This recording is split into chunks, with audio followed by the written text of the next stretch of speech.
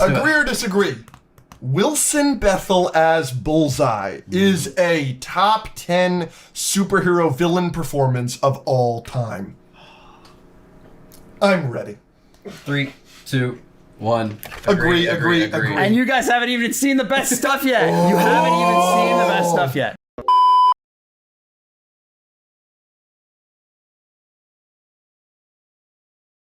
Daredevil. So we already know each other's opinions, but for the Ready? You know, you guys, you thought they were fucking bad. No. What did you think about Daredevil Born Again Season 2, first 2 episodes? I thought they were solid. I thought they were Yeah, you didn't, which is interesting. I don't dislike them, but they definitely, nothing wowed me in them. But I'm explaining why it's not bothersome to me, or why I'm not scared. Yeah. Everything we've talked to numerous people now who have seen most of the show or all of the show. And like the reviews are well documented online, and almost everyone is saying the consensus is that like halfway through the season it really picks up, like halfway through episode 3 or episode 4. Yeah, some people say episode 3, some people say episode 5 or 6. I think it was I can't remember who it was last night, but they were like second half of episode 3, like the ending of episode 3 into 4. Yeah. There's some fights, and basically he was telling me, he was like, "Oh, this is where we've been going. Now I know what we're doing." Episode 3 and 4, and then from then on out, it's peak Daredevil. It's peak Daredevil. So kind of we came to this event, and I kind of went in knowing like, oh, we're probably about to watch the worst part of this season. Yeah. It wasn't bad. I just remember being like, okay. So I said this, you know, in one of the times that we had to re-record, but you seemed relatively appalled by me stating that I think the first 2 episodes of Born Again Season 2 are easily 2 of the best episodes of Born Again so far. Yeah, I think that's a little nuts. I think the first 2 episodes of Born Again Season 1 definitely had me more interested than these 2 episodes. But there's some stuff that I'm interested in, and we can go through that. We're trying not to do spoilers too much. Mm-hmm. Well, no spoilers right now for certain. Yeah. Well, there's something that happens at it's the first scene. Yes. And that seems like it's going to be a plot point through the whole season. Absolutely. I thought it was just going to be like the opening scene, it's an action sequence. No, it's huge. No, it's huge. Very Daredevil, by the way. Yeah, which is great. So that's interesting, that whole plot line. And then Matthew Lillard in Born Again is great. I find him very compelling. This is slight spoilers. I'm just kind of explaining his character a little bit. So swipe away if you don't want to see that, or fast forward. But Matthew Lillard is a very well-connected character. Mm-hmm. He's a very powerful character. Mm-hmm. And maybe you can correct me if I'm wrong, but this is one of the first times that I've ever seen a character in the room with Kingpin who was not scared of him. Yes. And that was really interesting to see. Yes, I agree. Because Kingpin wasn't necessarily scared of him either. So it was kind of just like a mutual, like, we're just going to get business done. But Matthew Lillard was great. I thought his acting was great. His first couple scenes where he comes in and kind of grandstands and kind of shows who he is, and then the way he's talking to Vanessa and Fisk, I thought it was all very interesting. They haven't even really explained who he is or how he is who he is. And I don't even know if they will. He's just Mr. Charles, which I want to see more of him. Major spoilers. I will hold up my hand like this if you want to skip. This is just for episode 1, but how about the confirmation that he works with or for Julia Louis-Dreyfus from Thunderbolts? Oh, was that in there? That's who makes the call in Kingpin's office. He goes, "Yes, Miss DeFontaine." Oh, did he say DeFontaine? Yes. Wow. That's a wonderful wrinkle, and we see him in DC. She's obviously in DC for much of Thunderbolts. So, like, I think that's wonderful to connect that like that, you know? Okay, what else about episode 1 and 2? I mean, like, my number one reaction, the number one thing I've written down is, because I'm obviously higher on them than you are, I didn't think they're amazing. If I had to give them a score, I'd say they're a 7 out of 10. But, like, if these episodes are the awful or bad episodes of Daredevil Born Again Season 2, then I'm very excited for the rest of the season. That was my number one takeaway. What makes them good? Because you liked them. A lot of the characters feel like the characters. Karen is Karen. Matt is Matt. Kingpin is Kingpin. Like, I feel that there's one motivation that is iffy for me for one of the legacy characters, but otherwise, consistently, I was like, yep, that feels like something Karen would say. Yep, that feels like something Karen would do. There's a scene with Karen and one of the newer characters where they are walking around in a park. Very strong scene, and connections to people's pasts and this and that. Just, God, what a breath of fresh air to have Karen in Daredevil again. I can't believe she was so absent from season 1. And a lot of the characters I didn't care about in season 1 of Born Again, like Cherry, like McDuffie, they're not in the show much. And I welcomed that. Like, I was so happy because I don't care about McDuffie at all. So it's just the connection to Netflix. It just feels more like the Netflix show than But just not because I don't think it's because like the quality of the episodes were that much better. No, I just like these characters so much more than I liked that Karen is in there. Karen is in there and Matt is Matt. It's not Matt being a fucking weirdo like he is most of season 1. How was he a weirdo in the first couple episodes of? He's like, so I'm not Daredevil, but like again, and doing it like. I think that's really unfair, but okay. No, because as much as he's kind of like annoying as you feel he is, like in the Netflix shows where he's like, I don't want to be friends with Karen anymore. I don't want to be friends with Foggy anymore. I understand you finding that annoying and this and that, but like, not only does he do that in Born Again, but he does that with Daredevil. And he's like, I'm not going to fight. That's not who Matt is. It's like, and so him being Daredevil so proudly, the first shot we get in season 1 is him in the Daredevil suit. Like, that's the opening scene. Yes, I'm going to welcome that because... Does he not ever in seasons 1 through 3, like, struggle with being Daredevil or not wanting to be Daredevil or trying to give it up? So much less, I think. I think a little bit in season 2, which, worst season, by the way, where he's like, I'm going to run away with Elektra. But in season 1, he's Daredevil, obviously. And then in season 3, he's only Daredevil. And then... Well, he's not at the start. He learns to... Because he's injured. Yeah. But not because he doesn't want to. He's training to get back. And as soon as he gets back his hearing. But you don't find that annoying that they wrote into the show that he doesn't even have his powers for like the first 5 episodes? Well, he gets fucked up in Defenders. You needed to explain it that way. And I really don't critique the first couple episodes of season 3 like harshly at all, because I think that like once you get past episode 3 or whenever it like ramps up, it is 15 out of 10 peak fiction to me. Mm-hmm. So I'm with you that it starts slow, and that's why it's only a 10 out of 10, and it's not my favorite season of television of all time. It's only a 10 out of 10? Yeah, exactly. That's my point, though. Like, I think... Oh, after, yeah. Like, after, it's a 15 out of 10. Legitimately, I've never seen a superhero project have the highs of Daredevil season 3 after it's slow. But it is slow those first couple episodes, so I give that to you. I don't know, I enjoyed Born Again season 2 so far, so I'm very excited to see the rest. That's my biggest takeaway. No, Karen, like, I've always been of the opinion that I actually like when they have a baseline of Karen, Foggy, and Matt actually working together and doing things. I just think it's very few and far between, even in the original. Yeah. We get it for like maybe an episode or 2, and then they're throwing another wrench into the plans. Yeah. Where either Daredevil is not their friend, or they think he's dead, or, you know, Karen's having to pay his for his apartment because he's not even there, or, you know, Foggy doesn't want to be his friend because he doesn't know, and then he found out and he doesn't approve. There's just always something happening in the original series where I feel like they're not working together. But whenever it does happen, I like it. So the fact that we've got Karen and Matt kind of doing their thing, I do like that. I love that a lot. What else? I love the introduction to Matthew. I already said that. You know, obviously we know Bullseye's in it. That's very interesting. So he's not in episode 1. Okay. So we can't talk about the Bullseye stuff. It's not the end? It's the very end we see. Yeah. But we don't ever see him in episode 1. Right. So we can't talk anything about how great that is in episode 2. Yeah. Well, but in episode 1, that reveal at the end is awesome. It's awesome. In episode 1, also, you know, you said he's not your favorite. I obviously love Cherry in season 1. I still love him.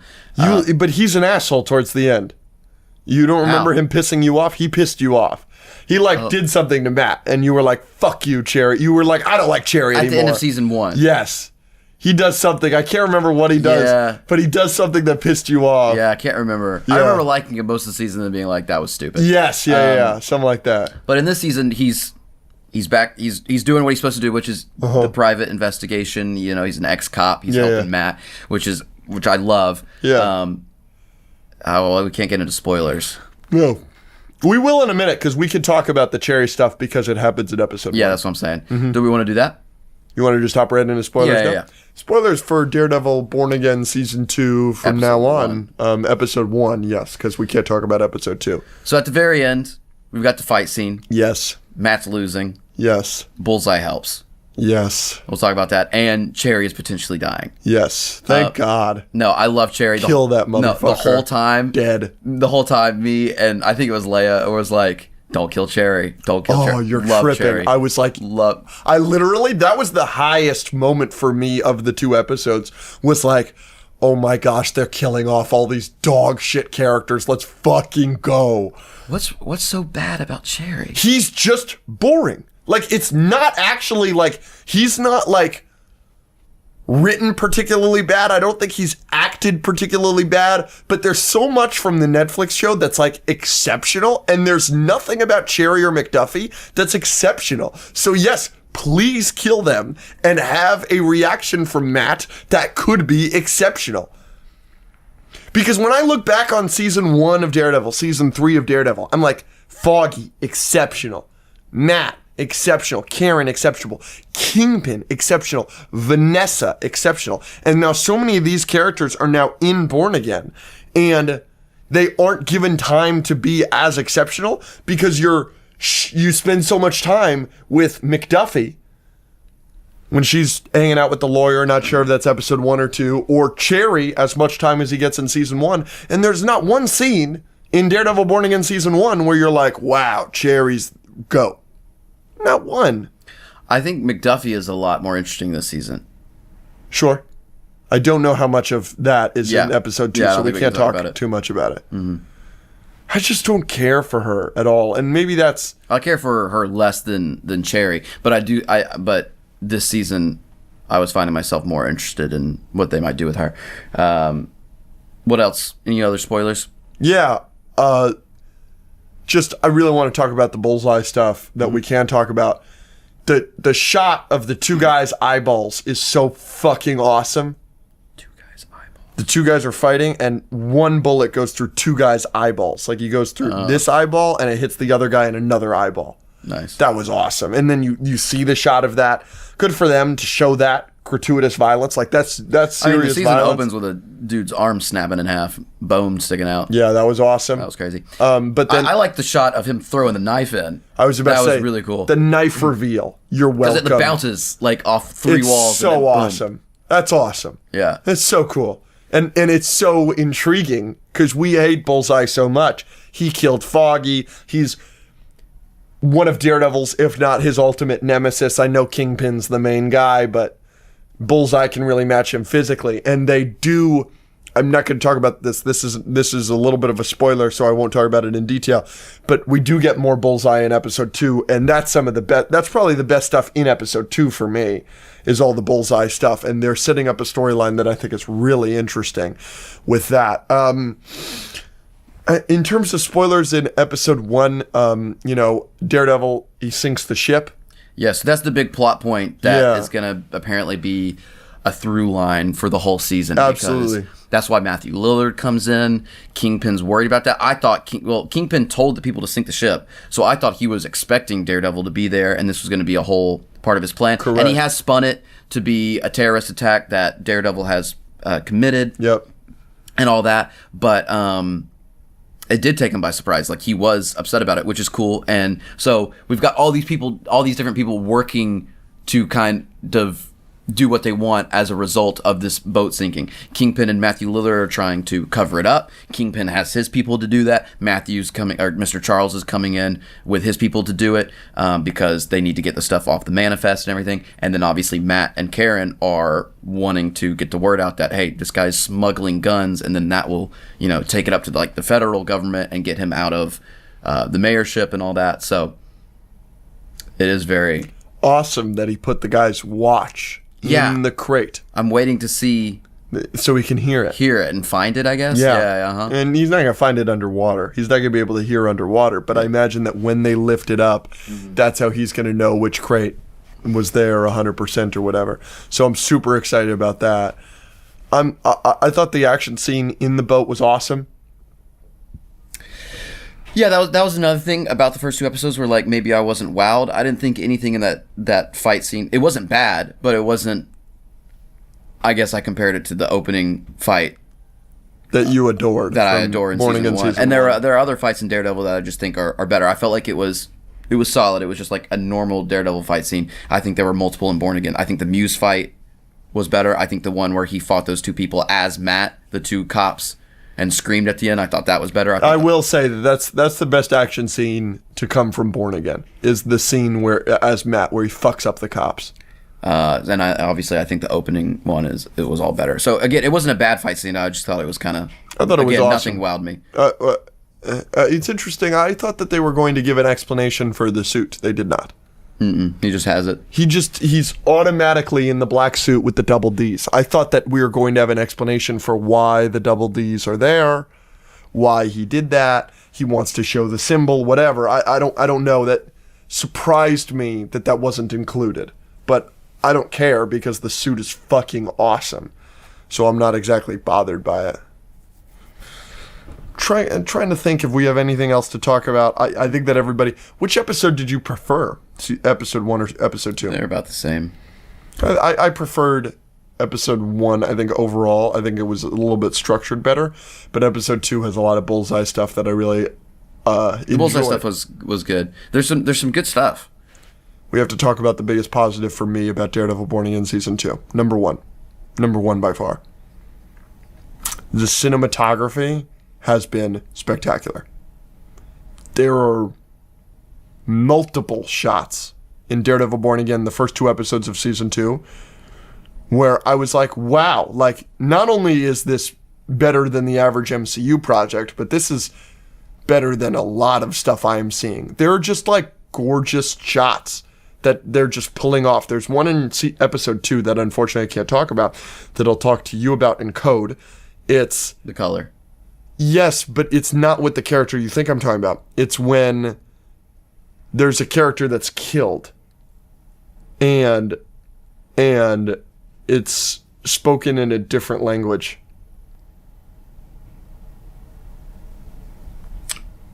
Do I have short-term memory loss? I got no idea. I got no clue. No, just keep going. No.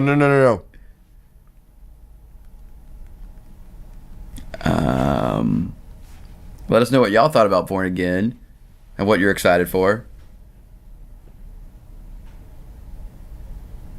Oh. That shot after this event happens is spectacular.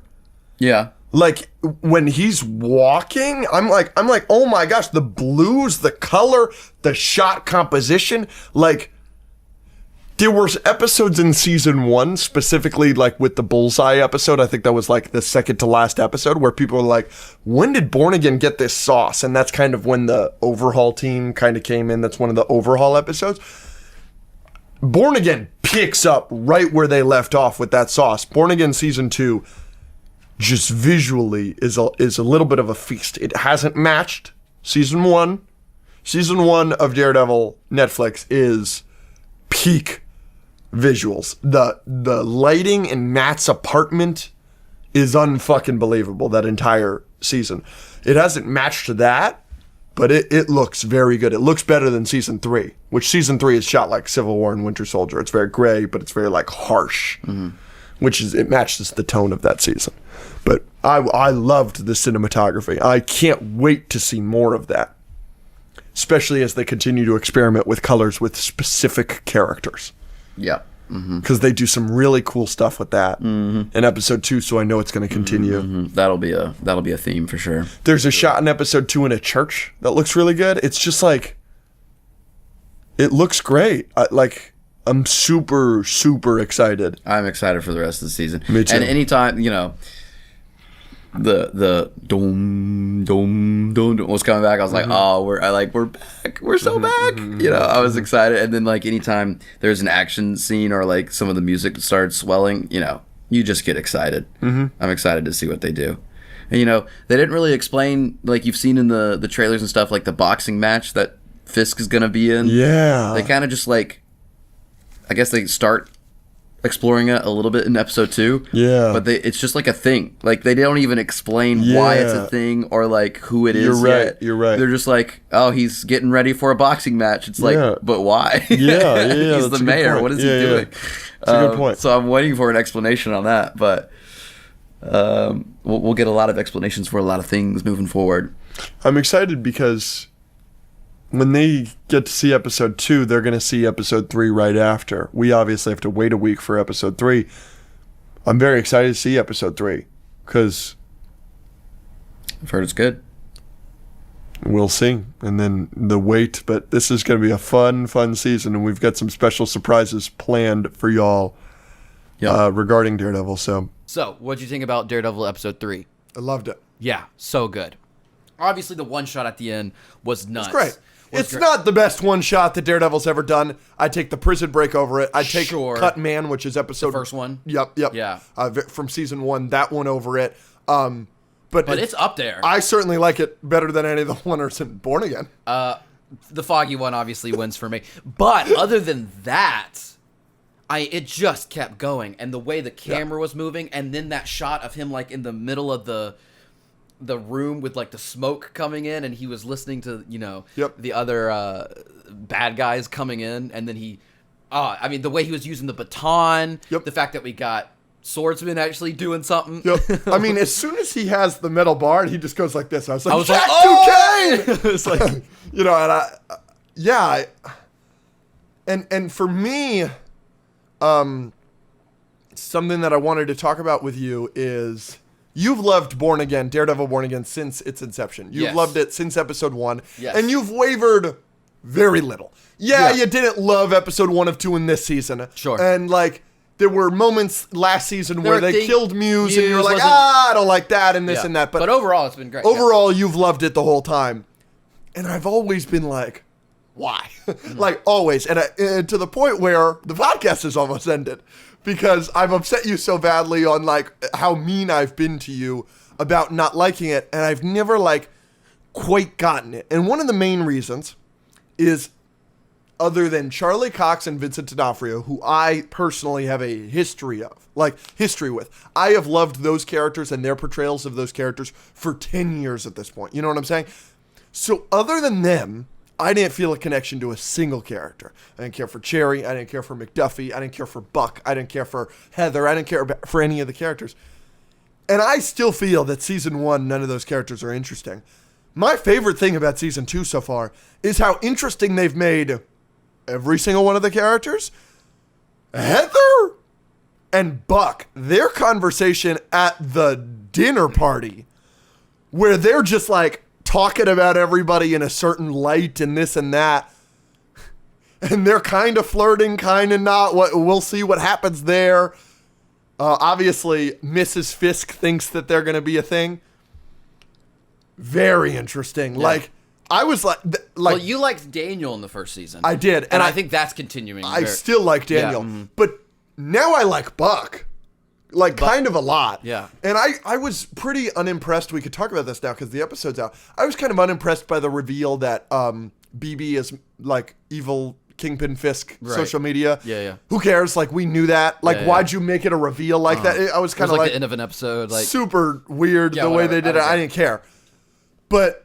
Like, BB overall, throughout the season, I've really enjoyed her conversation with Karen in episode 1.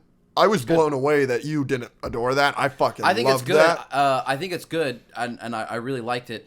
But I was watching it, and I felt like the dialogue, if it was in the original Netflix series, would have been better. That's fair.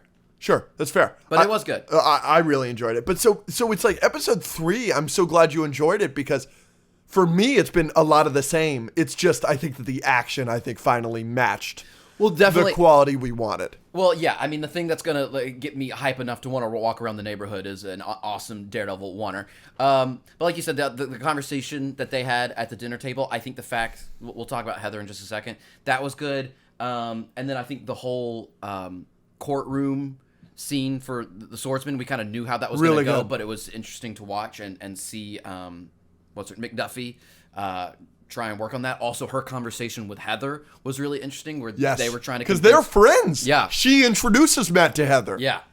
So yeah, that was all interesting, and then the oneer. So Heather in Born Again, Yeah. is she gonna be like the new Muse? Well, it's a theory that a lot of people have had. Sammy J had that theory he posted on Twitter as early as like mid-season last year. Interesting. So it's been something that people have talked about before. What do you think?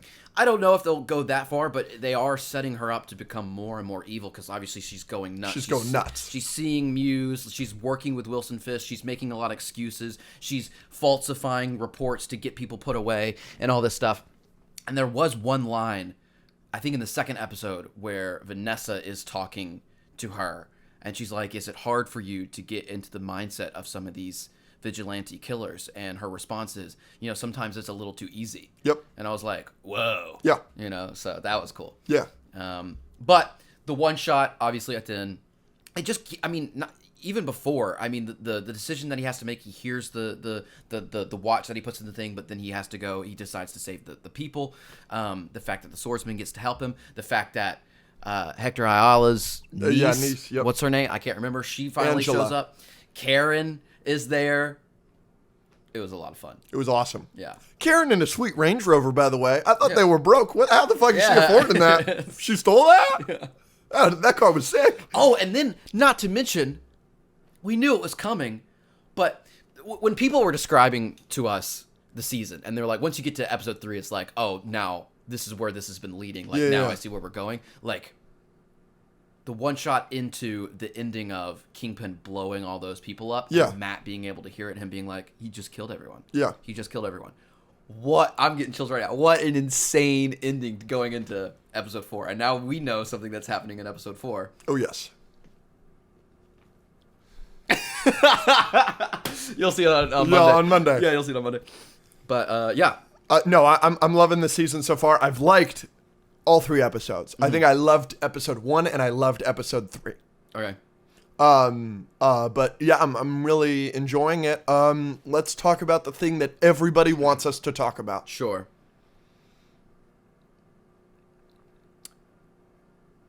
Predictions.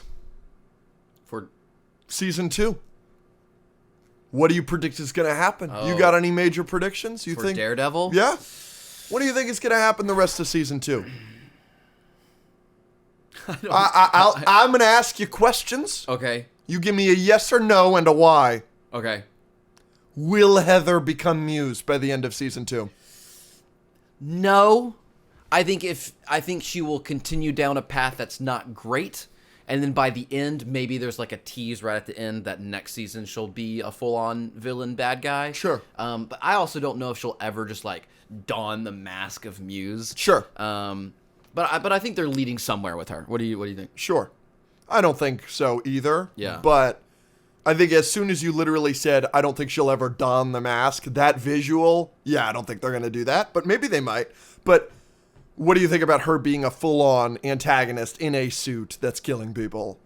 Do you think that's more likely? How is she even going to be in a suit? She's a psychologist. Like she's Yeah, like sure.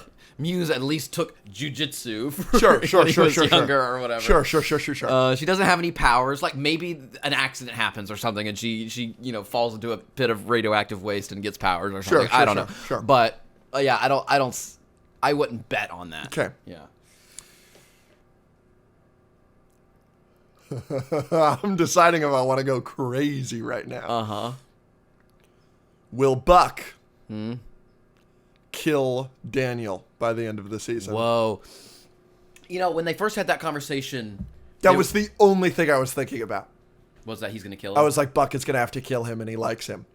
It was interesting. It was as soon as they have their moment where they're kind of cute, and then later on, Heather is like, you like him, and he's like, he's really grown on me. When he said that, I was like, he's gonna kill him. Oh, I had the exact opposite reaction. I was like, oh, they're actually forming a little team here, but I see what you're saying. It might be like a Kingpin Penguin situation with Penguin at the end having to kill his little guy that he loves. That, or Daniel's just gonna fuck up, because we've already shown him That's what fucking I'm up saying, yeah. 18 times, and Kingpin's like, Buck, kill him. And now Buck has loved this guy Yeah, but he has to do for it. an entire season and has to do it. You think they're going to kill off Daniel? He's such a good character. But they might. They might. I think it is possible. And I think we are already showing remorse with Buck. Buck is so interesting in season 2. Nobody will ever replace Wesley. Wesley is the greatest thing to ever happen to me. But Buck is really good. He is really good. And the scene where he kills the captain of the Northern Star is, first of all, the best shot scene in the MCU maybe ever. That shot is so good. There's more good shots in the rest of season 2 that we've seen in episodes 2 and 3. But that shot in episode 1 is incredible. But he apologizes to the captain as he kills him. He's like, you didn't do anything wrong. I'm so sorry. So there's already some kind of humanity that you've added to Buck already this season. I think. I also like the little tinges they're giving us of Powell. Like, obviously he's evil in season 1, but I love the conversation that he has with Wilson at his desk. Yeah. I thought he was just like really in character there, and he's like, I call it how I see it, you know, like this is just what I'm gonna do. Yeah. And then like, isn't he the one that he calls?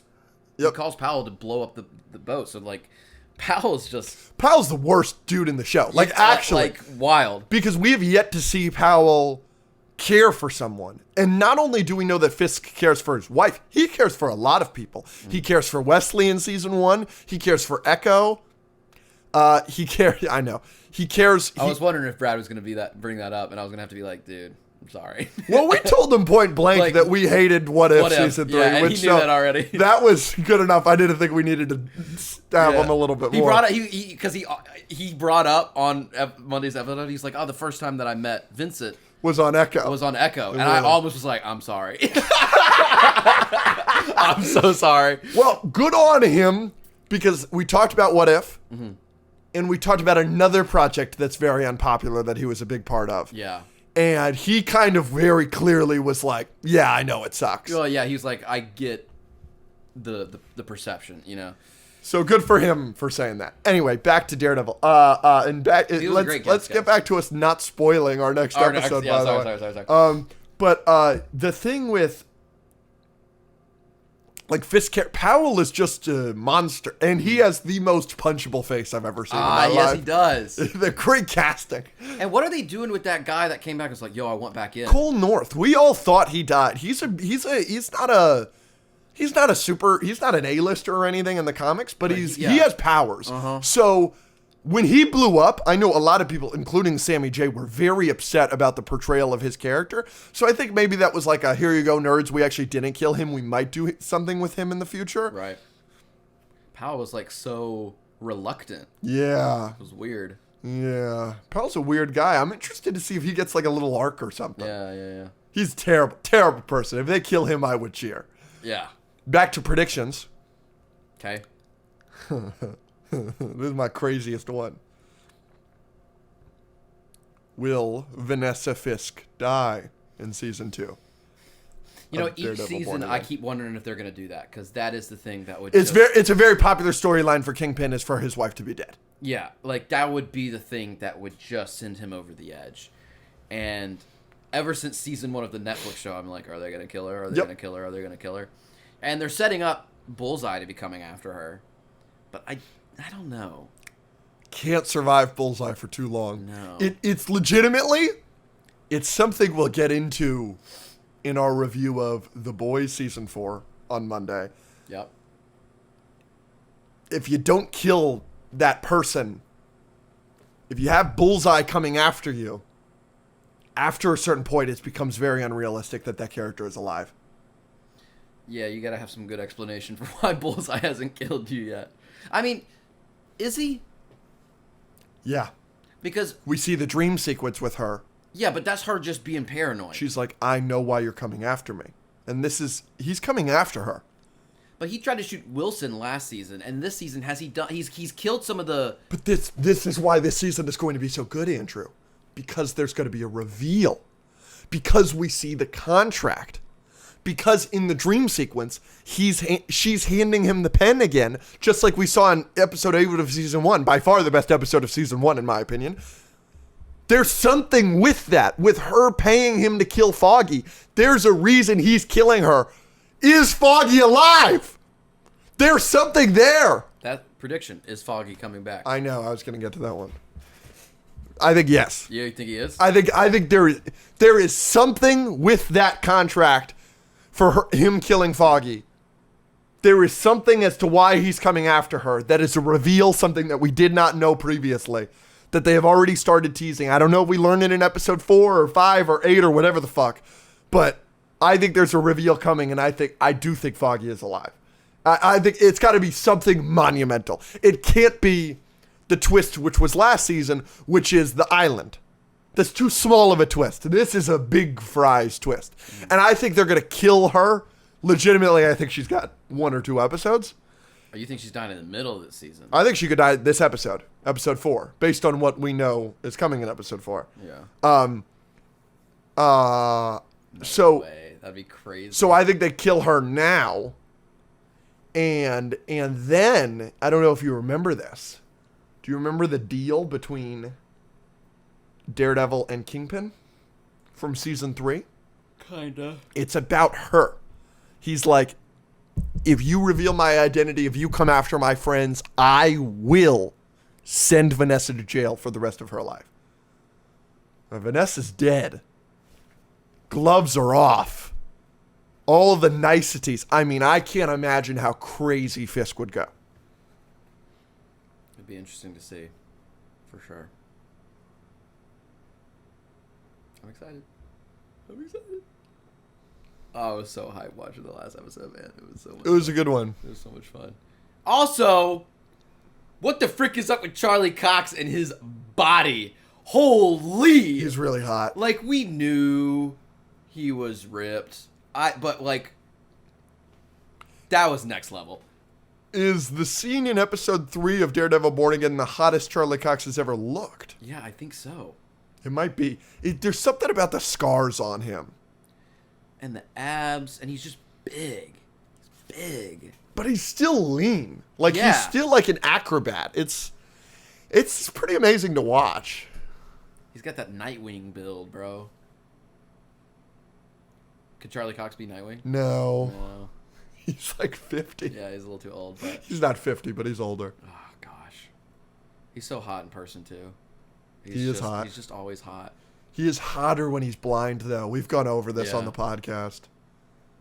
When he's breathing heavy after a battle. Yeah. He's like chewing the air. Just... Yeah, he is doing that.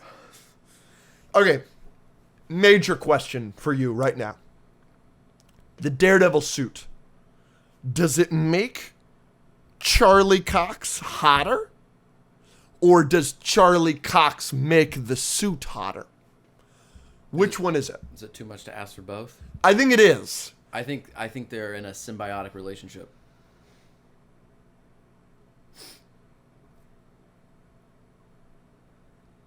Should he start saying we are Daredevil? Because of the suit. Because it's a symbiotic relationship. Hot times hot. Together, more hot. We are Daredevil. We are Daredevil. Charlie! No, but it's Like if you wore the Daredevil suit, are you hotter or less hot? I'm hotter. Okay. The suit would be helping me more. Okay. But Charlie is hot enough to also help the suit. Right? You know what I mean? Charlie! Like, the suit is a buff for me. Yeah. Or would I just bring the But suit down? yeah, like. Am I negative enough But to bring would the you suit? look stupid in the suit? Probably. That's the question. I wouldn't fill that thing out. But you're hot now. You fixed the hair. You got a little. But You got the boobs. yeah, but in the thank you. Thank you. In the suit, most everything is covered except your mouth. It's the aura. Yeah, but you got to have body for the aura because you got to be able to like. I can't. Yeah, you got to fill it in. I would can't- look horrible. Yeah. Have you seen that video of the guy in the Batman costume that we get tagged in a lot, and they're like, "What the hell is that guy doing?" You know what I'm talking about? No. It is hilarious because it's a person that looks skinnier than me. They may not be skinnier than me. I'm very skinny, but they look skinnier than me, and they're wearing one of those skin tight suits, and like what the girls wear for Spider-Man and stuff. And it makes him look so little, and he's just kind of dancing and he's like grooving stupidly. Yeah. The video's hilarious. It's even funnier when you're imagining me in a costume like that. So I would look like that in a Daredevil costume was the point I was trying to make. But would you be hotter? No. You'd still be hotter. No. You'd No. look stupid. I'd look too stupid. I mean, that helmet that I have, it looks stupid on me. See, I think you look hot in that helmet. No, it makes my head look big. I wonder if we could do a poll, at least with the Patreon. Like, do you look hotter or less hot with the helmet on? I bet you that more people would say yes than no. But you I would mean, never. it's the mask effect. We've talked about this. Ghost face. But this is sharp for you. No, it's not. People hate this all the time. Yeah, the hair is scragglier than it can be, but it'll over time be better. But your jawline is much sharper than mine for Well, certain. Okay, yeah. So that's my point. Is it's like the helmet accentuates that. It makes this look sharper than it is, and it's already Maybe I'll good. just start cosplaying.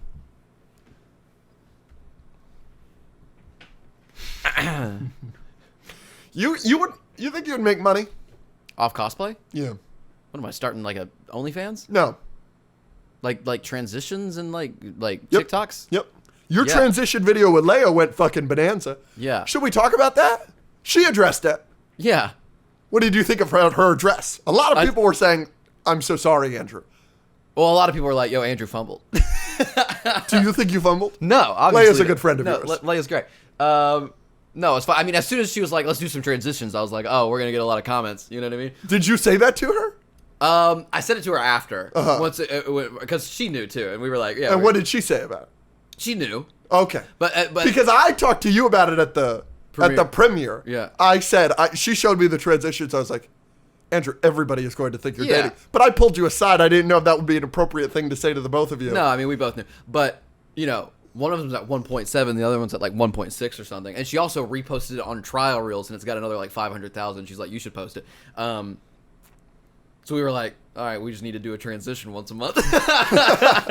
Look, transition her back on the podcast. Yeah. I would love to address those dating rumors in person. She, I mean, it's another thing that you could just add in because like they're so easy to watch.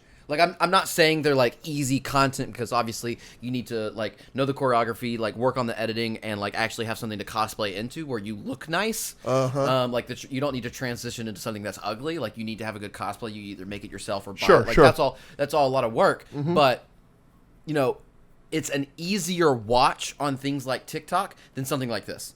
Like something like this is us talking. It's still easy to watch, but anyone in the world, even if you don't like, if she's doing like a Super Mario thing, you know, even if you don't like Mario, you're swiping and you see some sort of transition and then a costume, a cosplay. You can visually see that. You don't have to listen to anyone talking. You don't have to understand. I was about to say it's universal. You know, Yes, exactly. we only speak in English. If you don't speak English, I can't imagine you like this podcast. There was a great, I don't know who it was, but social media person that I was watching one time, and they were like, you need to think of it as the over-the-shoulder test. To have the most viral content possible, think about someone in like an airport and someone is watching the video over your shoulder. Can they still understand what's happening on the screen? With us, not always. Like maybe they can read the captions, whatever, but if they don't have the audio. But like if Unlikely. you're watching a transition and you see someone, boom, and now they're in a cosplay, anyone can see that and understand. That's why Kobby Lane is so big. He doesn't say anything. He just shrugs at whatever is happening, you know? Or you know, our former roommate Matthew Brockman throwing balls Trick in shots. holes. Trick shots. Very universal. Yeah, so it's something that I would, you know, it's not ever something I don't ever want to be like I'm hot enough to do that because you know That's really fair. Do I you don't think like that. We have a lot of dear friends that are professional cosplayers. Yeah. Leia being one of our closest friends that's a professional cosplayer. And I think we're a little bit closer with some other people that we haven't had on the podcast that we absolutely should. My question to you is, do you think those people have a certain level of arrogance? No. Our dear friend Maggie, for example, she is a cosplayer professionally. Are you walking around talking to Maggie being like, you bitch?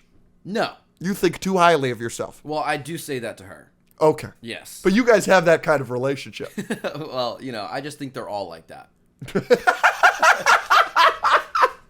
You're obviously joking. Yeah, no, I'm just kidding. I don't know. I don't know how to answer that. No, I don't. Okay. But there are some guys where I'm like, stop it. Really? Well, when they do it's more like, because they have really good cosplays, like, and they're interesting. But there have been guys where I've seen where they do a transition and then they're like, it's like they're in like normal clothes and then they go into like black suit Superman, and the audio's like, you want me, or something like that, and it's like he's looking at the camera like that. I'm like, stop it. So how do you feel about male thirst traps as a whole? Because it's a whole industry. I don't get it, but I'm straight. Yeah. You know what I mean? Like, it kind of makes sense that you wouldn't get it. Yeah. But You watching a male thirst trap from Charlie Cox? Yeah. But I wouldn't, because I kind of think the appeal of Charlie Cox is that he wouldn't do that. You know what I'm saying? Yeah, someone else is making it of him. I would watch an edit of Charlie Cox. No. Charlie Cox is the camera, and he's like this. Yeah, see, then I would lose respect for him maybe a little. A little. But so do you not have respect for male thirst trappers as a whole, as a genre? Yes. It's a shame. We should do some. No, I'm just kidding. Anyone's entitled to do whatever they want. But I think there's ways of doing like cosplay transitions that aren't like, look at me, I'm freaking Sexy. hotter than you. You know what I mean? Yeah. So maybe I could. Spider-Man I would do, obviously. Does your TASM 2 suit fit you anymore? I don't know. I've wondered that. I think I might be bigger. Legitimately, I don't think it will, because your suits don't fit you anymore. You've had to buy suits pants. in the last, year and a half. You've had to buy 2 or 3 new suits because your old suits don't fit you anymore. But it's mainly because Your my butt. rear end is massive. Well, it's going to be a hell of a look at that TASM 2 suit, my man. Hold on, just get it in there. We're talking TASM 2 a lot with the guest we are filming with today. Are we? Yeah, oh yeah. Does he like TASM too? Well, in many ways, I would say that he is responsible for that suit. My goat. My goat. There's a little tease for you. Daredevil Born Again, baby. Let's do it. So let's start with this. How was the production of Daredevil Born Again different from any other MCU show? Because we obviously have the 3 seasons that precede it.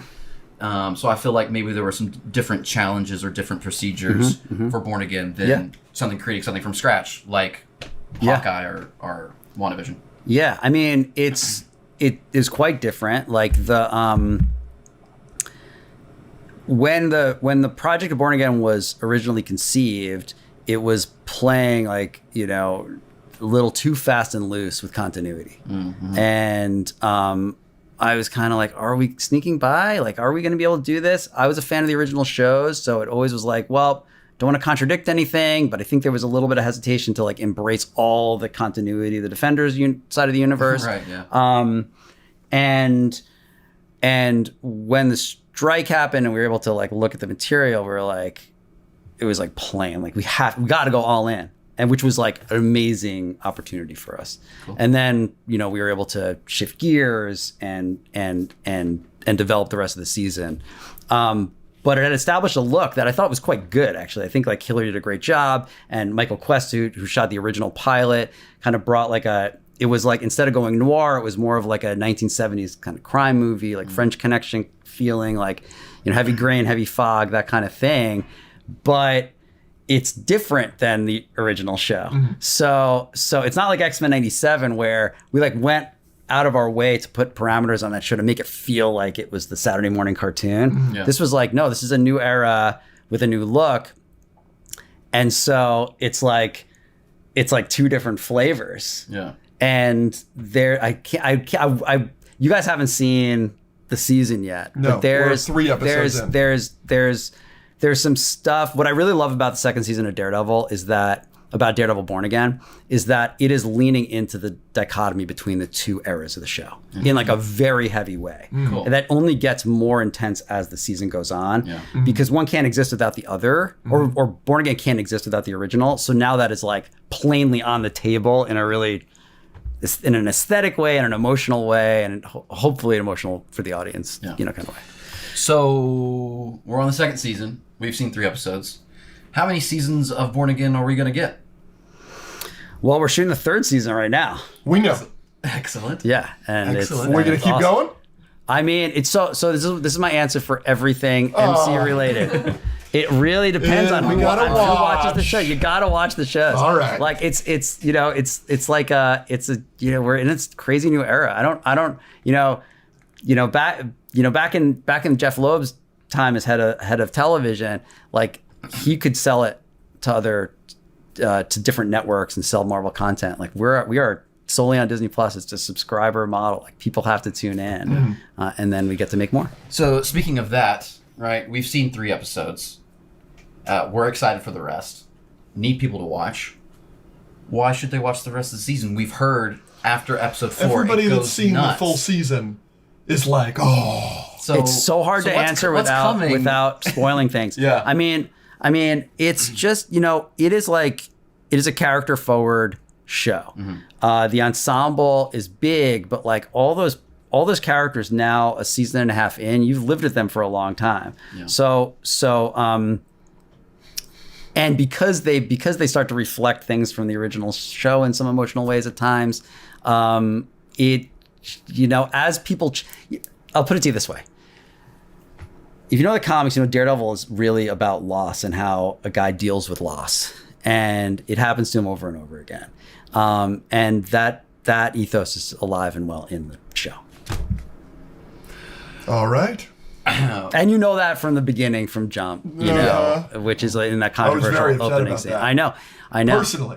I was furious with you. I've seen the videotape. I know.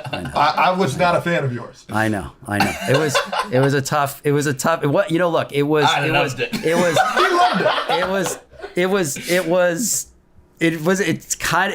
It's a Daredevil. It's a Matt Murdock kind of conflict. It was really hard to open the season. It was hard to watch. It was hard to watch. Yeah, it's hard It to was watch. ballsy is one thing. And it's really That's ballsy. what it was. Yeah. That's I know. why I loved it. That's why I loved it. I know. That one shot, bro. I know. Shall we hop into agree or disagree? Sure. I've got a starter. The first one's a Daredevil. Oh my gosh, the actual agree disagree cards. There you go. This is crazy. You're holding that I'm it. actually holding this. We're gonna give him one. That's gonna be his favorite thing in his office. For sure. Dude, for sure, 100%. Okay, This is so unbelievable. we'll count it down from 3, so we all do it at once, and Yep. then we normally kind of say what we're flipping around, so the audio people can know what's happening. Yep. What's up? Let's do Agree it. or disagree? Wilson Bethel as Bullseye is a top 10 superhero villain performance of all time. I'm ready. 3, 2, 1. Agree. And you guys haven't even seen the best stuff yet. You haven't even seen the best stuff yet. I mean, season 3 is pretty good. It's pretty good. His origin stuff is really His good. origin stuff is amazing. It's like, and there's more. It's like great. There's just great stuff coming. All I've seen is a gif of him flipping 2 knives, and I'm already like, Oh, in yeah, the I'm in. kitchen. I'm in. Bullseye in the kitchen. He's more dangerous than Thanos with every Infinity Stone. Dude, Pitch that idea. it's Let's crazy. put him in a kitchen. In a kitchen. It's wild. What's he gonna do with a steak knife? That scene. This is no exaggeration. Yeah. That scene is one of my favorite things I've ever been a part of. Oh. That sequence is unbelievable. and marketing wants to release it like every day. I have to talk to them and say, don't release it. People need to see it in the show. And I might lose that battle. We might have to release it this week. We're gonna have Soups reacting to it this week. Go, whoa! It is so good. It's in the next episode. It is. I thought it might be. It is From so what I've good. heard. Oh, Okay. you have a lot to look forward to, ladies and gentlemen. Oh my gosh. Because this comes out the day before that episode comes out. Yes. Yeah. Well, I guess it's coming out tomorrow. We always, see it tomorrow. We always say on this show that the 6th the six. It's Vincent D'Onofrio, Kingpin, Right. Willem Dafoe, Green Goblin, Yep. Heath Ledger, Joker, Colin Farrell, Penguin, Anthony Starr, Homelander, and who am I missing? Brolin? Yeah. Brolin is always in the conversation. But he's not top 5. All right, so let's say it's at 5, and then Yeah. Bethel's the 6. Yeah. We always say that Wilson Bethel is right there to get into that upper echelon. I think he's top 10, yeah. He's definitely top 10, but I'm saying Brolin, is he Hiddleston. 5th. Hiddleston's up there. Michael B. Jordan. Michael B. Jordan's up there. Yeah. But I think Brolin is above all those guys. Yeah, I mean, Thanos is hard to beat. But yeah, Bethel's All right. nuts. He also walked by me while I was getting my sketch done. I was Coolest dude surrounded. ever. I was Coolest dude surrounded. ever. Coolest dude ever. Daredevil. DDBA. Daredevil Born Again, episode 4. Yes.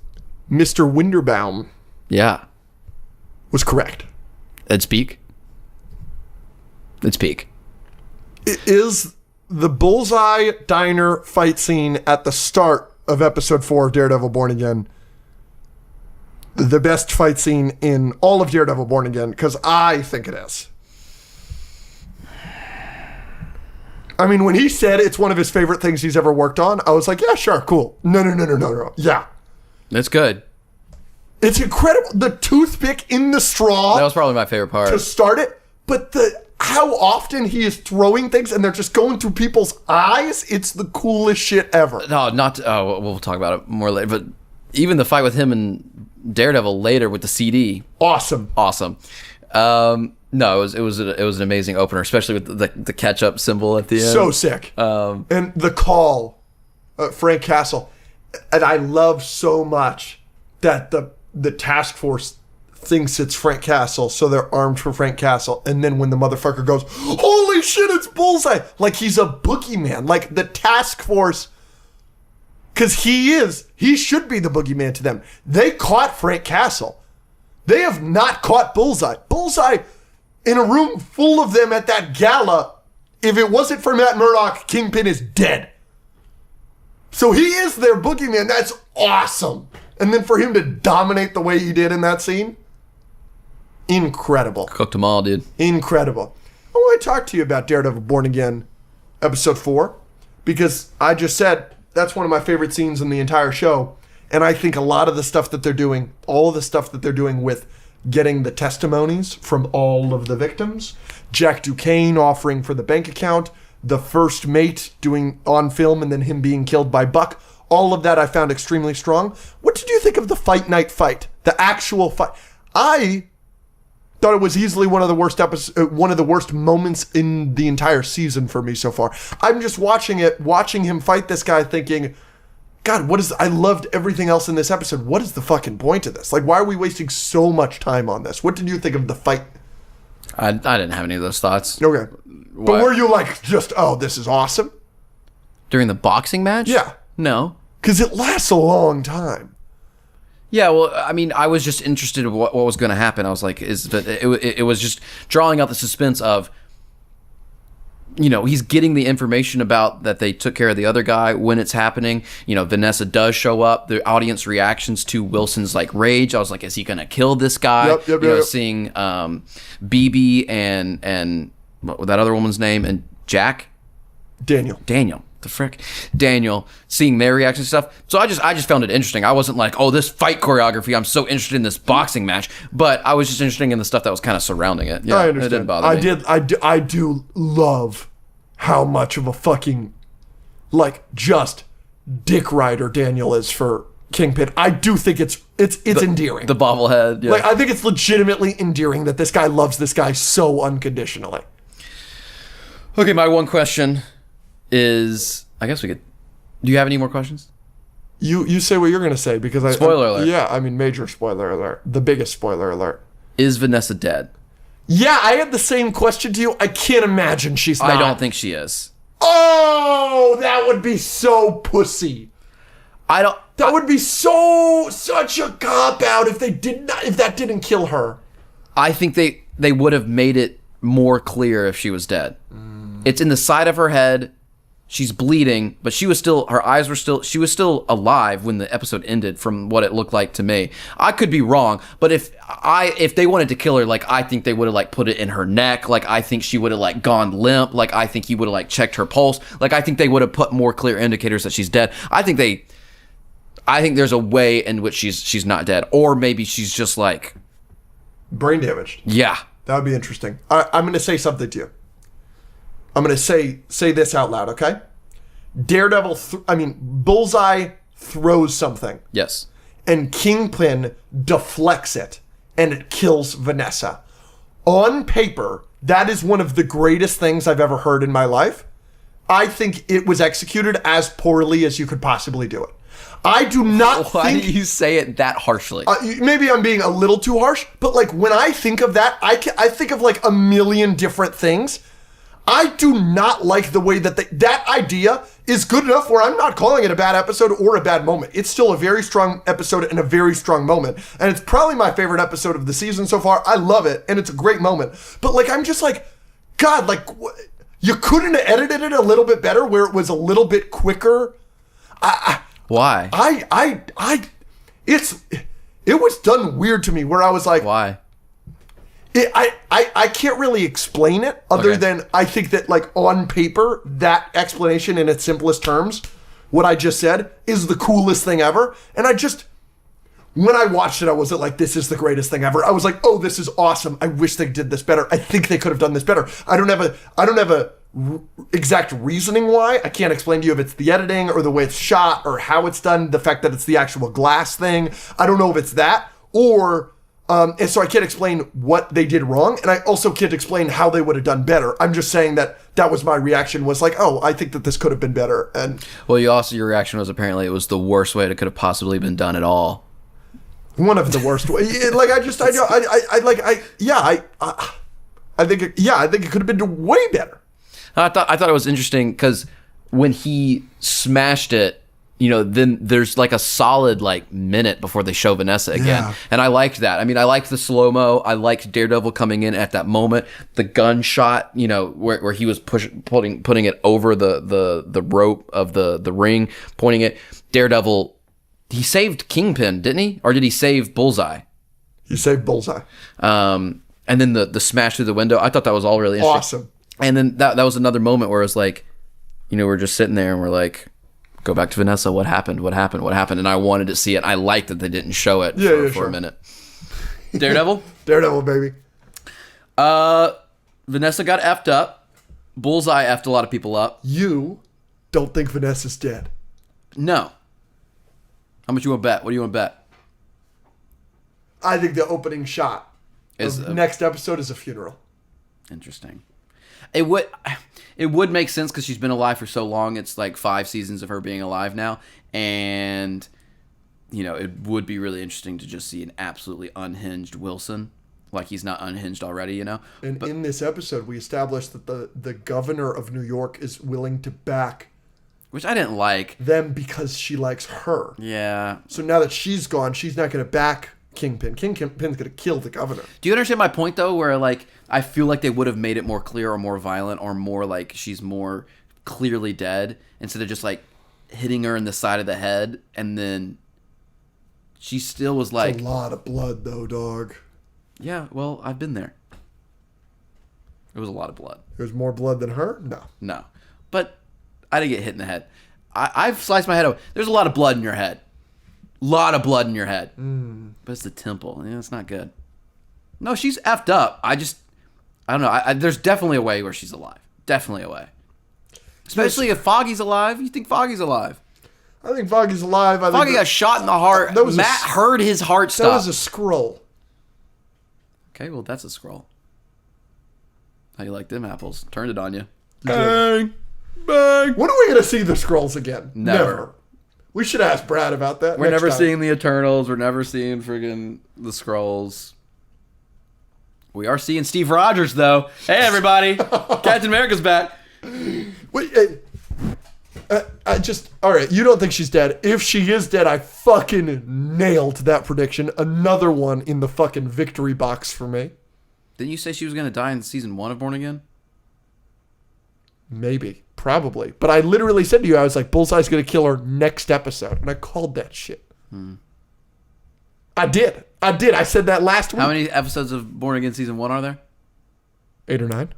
So you're just like 14 episodes late? I believe you that I called it in season 1. I don't remember if I did or not. But last week, I said they're going to kill her this episode and Bullseye's going to do it. Yeah. We talked about the diner scene On the main. a lot on the main, and we also talked about some more stuff on the main. Something we didn't really talk too much about was the Daredevil Bullseye fight and conversation in Bullseye's apartment, which were two major highlights for me. First of all, Bullseye's got CDs in his apartment. Matt notoriously loves vinyl records. Shout out physical media, baby. Shout out physical media. I really liked in episode 5 of Daredevil Born Again Season 2, Yeah. Detective Matt. I liked that. I liked him Oh, we forgot about the I love the him as undercover as good as the task The force, task force. and him kicking those people out, and then him using his senses to kind of find the coin, and then go to that, and then hear through the building that he watches the church open every day, Yes. and then he goes in. Yeah, and that fight scene was really good. I love the CDs bouncing off the wall. There was one where he threw it off the wall, it bounced, and then Matt caught it. I was horny. It was so freaking awesome. He's beating the crap out of him. I'm on your side.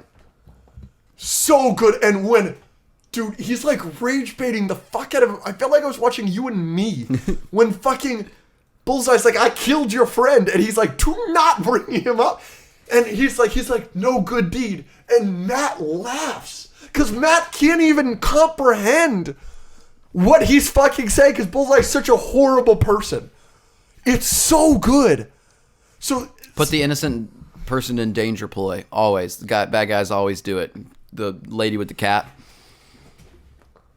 I love the use of the batons this season. He's using them in every single fight. He used it on the North Star. He used it in the bar fight scene. He used it against Bullseye in both scenes. He used it to knock out a light or something when at the bar as well, and then he used it at the gym to get them out of there, to get through the window. It's awesome. Keep doing that. Yep, it's awesome. Let him use his powers. Let him use his batons. Let him be awesome. The MCU has done a great job with that, with Born Again, no question about it. Even I, very critical of season 1, they do use his powers differently, like that bank episode where he's doing this to open the bank. That was awesome.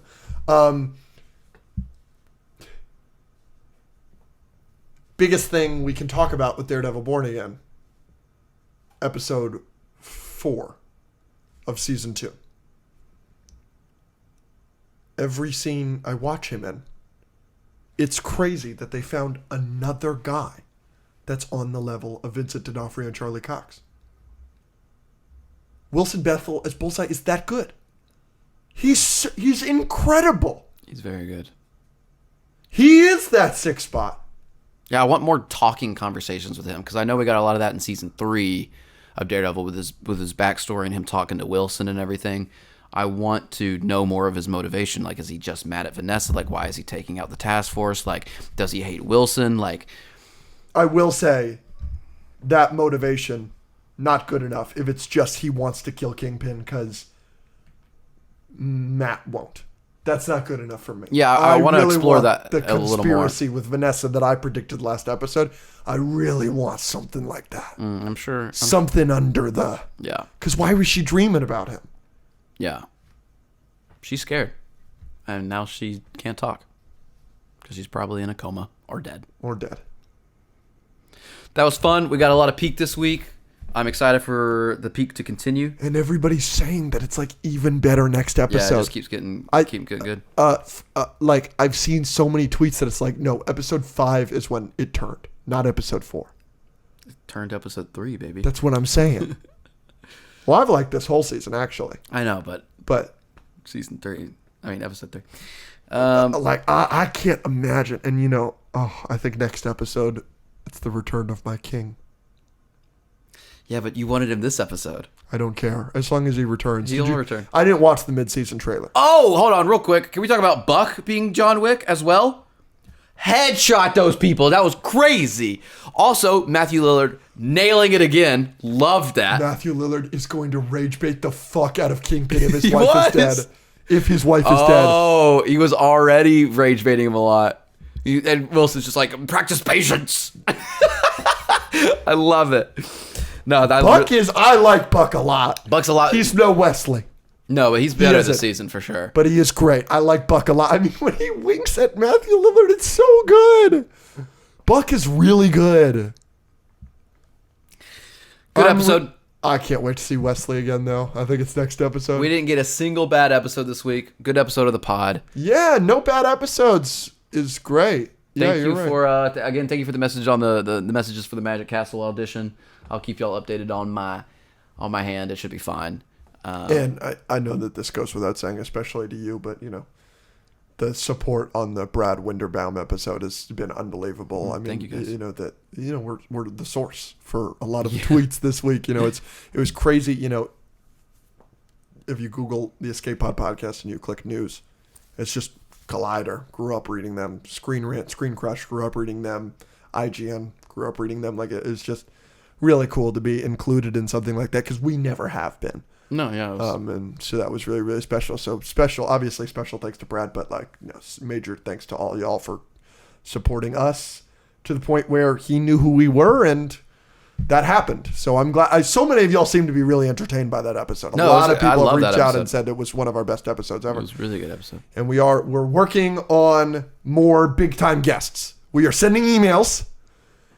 We are reaching out, and we have a big time guest coming up soon that we've Probably already next filmed. week.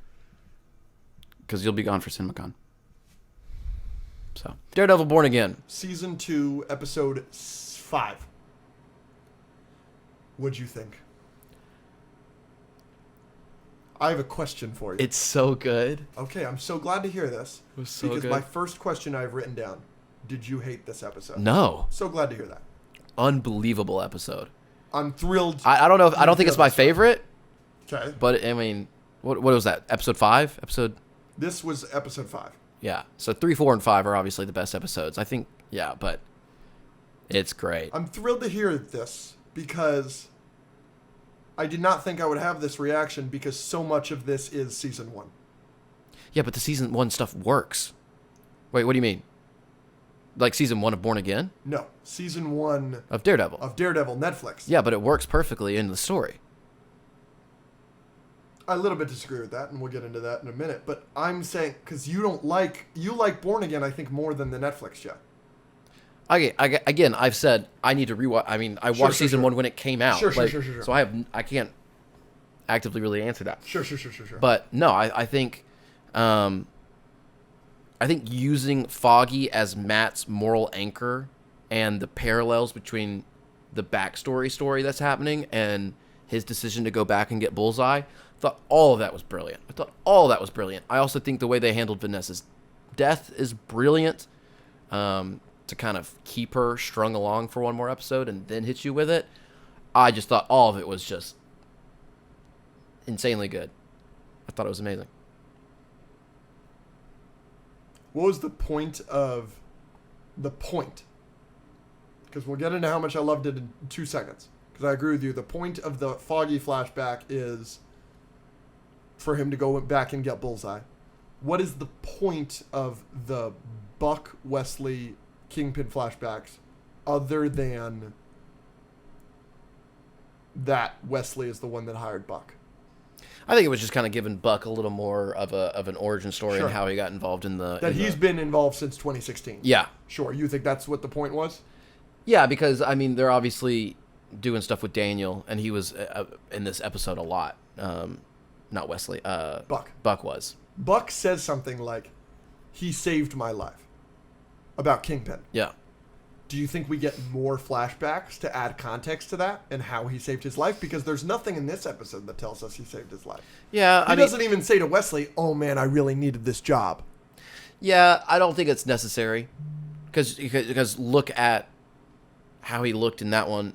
He's in a cap, hiding, gun for hire, going to kill people. He's maybe living on the street, and now he's suit and tie working for a mayor. Like, you can see the change there that is obviously related to Kingpin. I don't think they necessarily need to explain that more. Sure. But I wouldn't be opposed. Sure.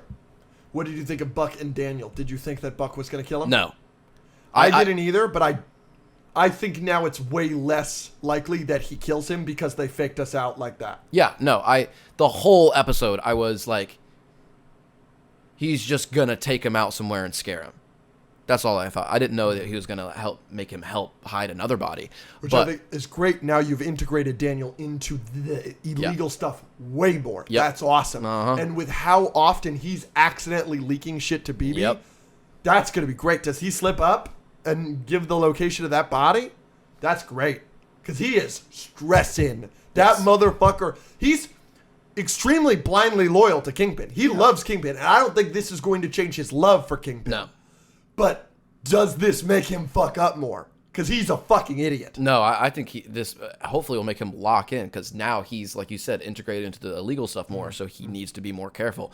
And the threat of Kingpin has always kind of been like an ethereal thing to him that's like out there, like he kind of knows about it, kind of does it. But now they've shown him like, hey, this is your last chance. Like, we kill people. And now I think Daniel will lock in. Yeah, and I don't think he's going to die. I'm with you there. Daredevil did start off as a lawyer show. We don't get much lawyering anymore. What do you think of the legal stuff in the flashbacks with Foggy and Matt? I thought that was so fun. Oh, they got the wrong address. Yeah. It's all going to get thrown out. I mean, you're flashing back between moral conversations between him and Foggy that, Daredevil has always tackled. What's justice? What's mercy? What's the right thing to do? Should I kill? Should I, he has those conversations with Punisher. And now he was having them with Foggy in the past, and he's having them with Bullseye in the future. Another reason why I think the episode really worked. Yeah. Love it. All right. I want to get into these flashbacks. I got one more thing to say. A lot more red is showing on the suit. Did you notice? A lot more. Like, there's red right here. There's big red right here going over the DD. Don't like it. No, you'll notice it more next episode. Yeah, because I've told you about it. It's like the weird middle ground. I knew it was going to happen because you see it in the trailers, how the paint is wearing off more and more. I just love the black so much. Let's do that full time. Yeah. Because this weird zebra thing you're kind of doing, I'll probably like it. Story-wise, is very cool. Story-wise, I think that's really cool. But in the context of it, I'm not the biggest fan in the world. All right, let's get into the flashbacks heavily. Wesley and Buck got me fucking horny. Yeah, it would. So horny. That makes me like, I've already liked Buck so much because they're giving him so much more to do this season. But the fact that he is hired from Wesley, that's why Kingpin trusts him so much. Yeah. Because he loved Wesley so much. The scene, I got to talk about Wesley. The scene with them in the car, it was a little silly that they're talking about Bitcoin. A little silly. A little took me out of it. What do you think about Bitcoin? But that's exactly how they talk. He loved Wesley, respects Wesley so much. Wesley could talk freely with him no matter what. I don't think crypto is our best investment. I'm thinking art. He wasn't fearful. He loved him. They loved each other. It's probably a lot what he sees in Daniel. I loved that. Okay, I just said all these amazing things about Wesley, okay? I am the Wesley guy. I don't think there's somebody on the internet that loves James Wesley more than me. I said to the head of Marvel Television when he was sitting here, I was like, you have to bring him back to life. Pull him from hell. I don't care how you do it. Bring him back to life, okay? Even I can admit the Foggy flashback scenes are night and day better than the Wesley ones. If you're going to bring anybody back to life, you have to bring Foggy back. He is such a shot of life into this fucking show. This flashback made me like Born Again so much less because this is what the show could be and should be. It's shot better. Every flashback scene is lit better because they're trying to capture the Netflix look. It looks so much better. It's acted better. Eldon Henson is unfucking believable as Foggy. Little things. When he pulls out, because at this point in this flashback, he doesn't know he's Daredevil. He doesn't know he can see around him yet. So when he pulls out the little thing with all the money, he taps on it so that Matt knows what he has because he can't see. Little things like that. It's brilliant. It's incredible. And we're missing that with the lack of Foggy. Bring Foggy back to life, please. He is so much better for this show. I think this was the best episode of Born Again by far, and so much of it is because Eldon Henson is so incredible. Unbelievable. Cooking. Kingpin's acting, noticeably different in the flashbacks to present day. Makes perfect sense because he's a completely different character than he was in season 1. But it was really cool to see Vincent D'Onofrio do that again, and that he's capable of that again. Because his performance in Disney Plus is way different than his performance in Netflix, especially season 1. And to see that season 1 Kingpin again, the guy that didn't want anybody to even know he existed, that was really, really fun. I'm done with the flashbacks. Let's talk about Vanessa. Vanessa's officially dead. You agree? Yes. I gave a big old fist bump when she died. Yeah. So glad that they killed her. So glad. I was fine with them killing her if they did it well, and I think they did. I agree. Yeah, it was. You know, I was always under the impression that maybe she would survive, but there would be some sort of brain damage or something, or memory loss. And then when she comes to, and she's like, she's almost acting like a child a little bit, where I've she's never just seen you act like that before. Vanessa, you've seen him kill people. Yeah, you know, and it's like, I was like, oh, maybe she doesn't even remember like marrying him, Yep. and she's asking for pineapple juice, and she's kind of like happy and giddy, and that's not really her, especially like, and she doesn't even know why she's there. And then when she asks for the story a second time, I thought they were gonna go down that route, but Where she's just she's just not there. Yep. And then she started flatlining. I was like, oh, okay, you know. But to drag it out and to give Kingpin that hope, and again to Vincent's acting, to see him that helpless. I'm very interested to see what the rest of the season's going to be, because I am terrified. And, you know, Matt made a good point, you know, because Kingpin was like, find them, I want them alive. And he made sure to say that multiple times. Terrifying. And he said both of them. Even though Matt did not do anything, Matt actually got Bullseye out of there. That's all he did. But, and then, you know, Bullseye even said that. He was like, oh, he's coming for me. And Matt was like, I was there. That's enough for him. He knows. He's screwed. Scary stuff, man. I'm excited. Something I really want to talk about. Wilson Fisk. He's not a protagonist, but he is written as a likable character that we, the audience, love in season 1. I love how Coy said it on our podcast one of the times we've had Coy on, where something about the magic of Daredevil, especially in season 1, is that not only did you care about the punch, the person punching, but you also cared about the face that they were punching.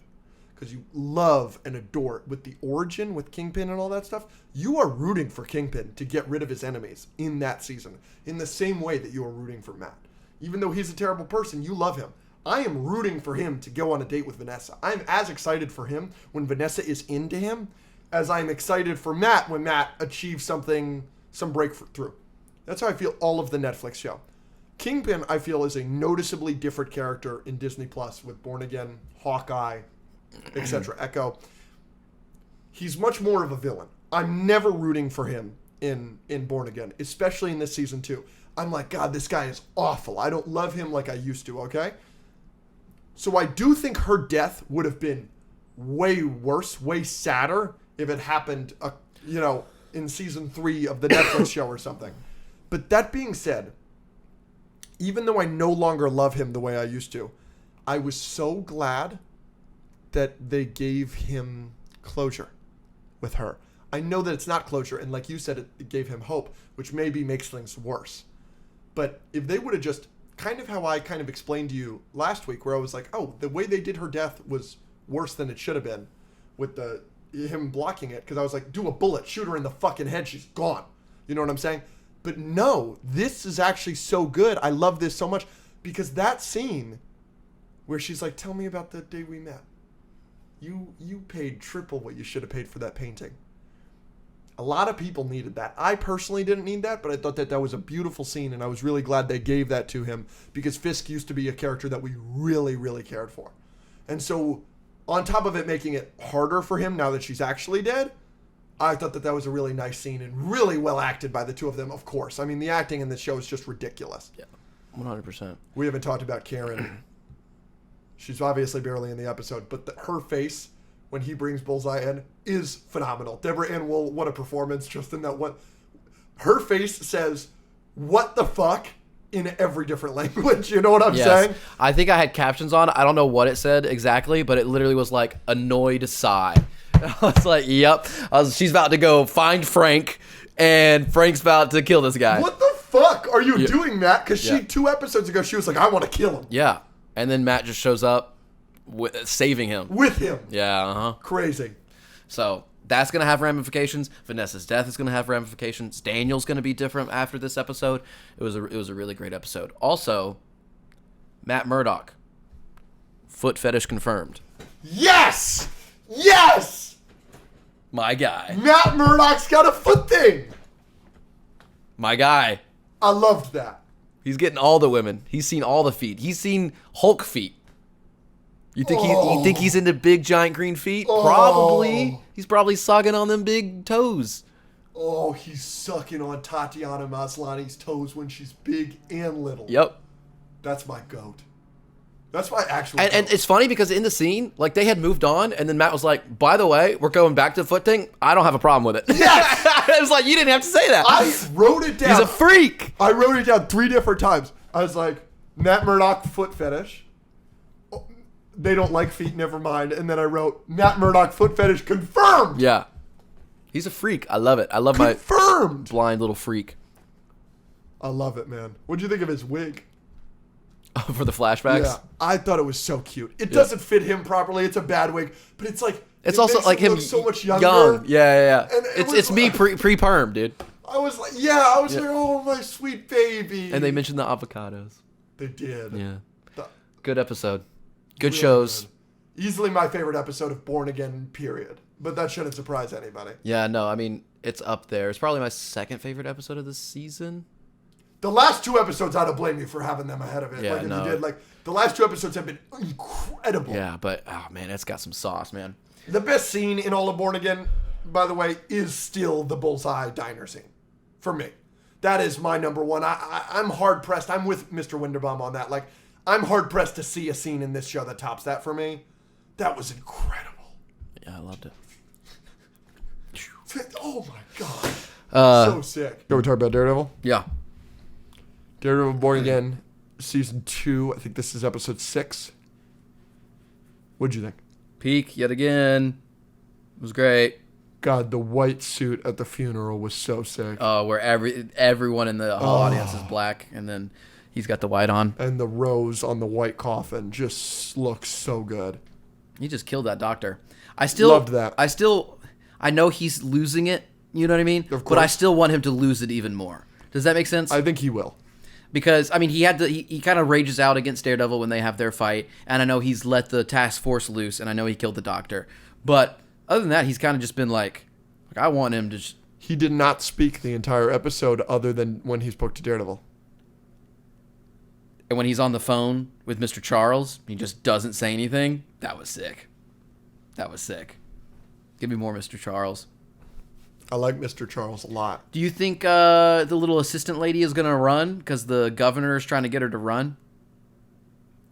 You know, the campaign manager for Fisk? Yes, 100%, because she's the mayor in Spider-Man. We saw that in the trailer. Yeah. Was that? But you said you weren't sure that was her. Yeah, but I think it's been confirmed. Okay. So if that's the mayor of New York presenting Spider-Man with the keys to the city, then she's 100% running. When that plot point came up in this episode, I was like, oh, of course. I hate to spoil it for you again, but that's what's happening. I feel like that can be someone else or be explained, but Sure. yeah. I think she is running, though, 100%. Okay. Interesting that the governor of New York is working with Matthew Lillard now, and Buck comes in and he's like, the governor's pulled their support. Right? Matthew Lillard versus Kingpin. Love that. Yeah.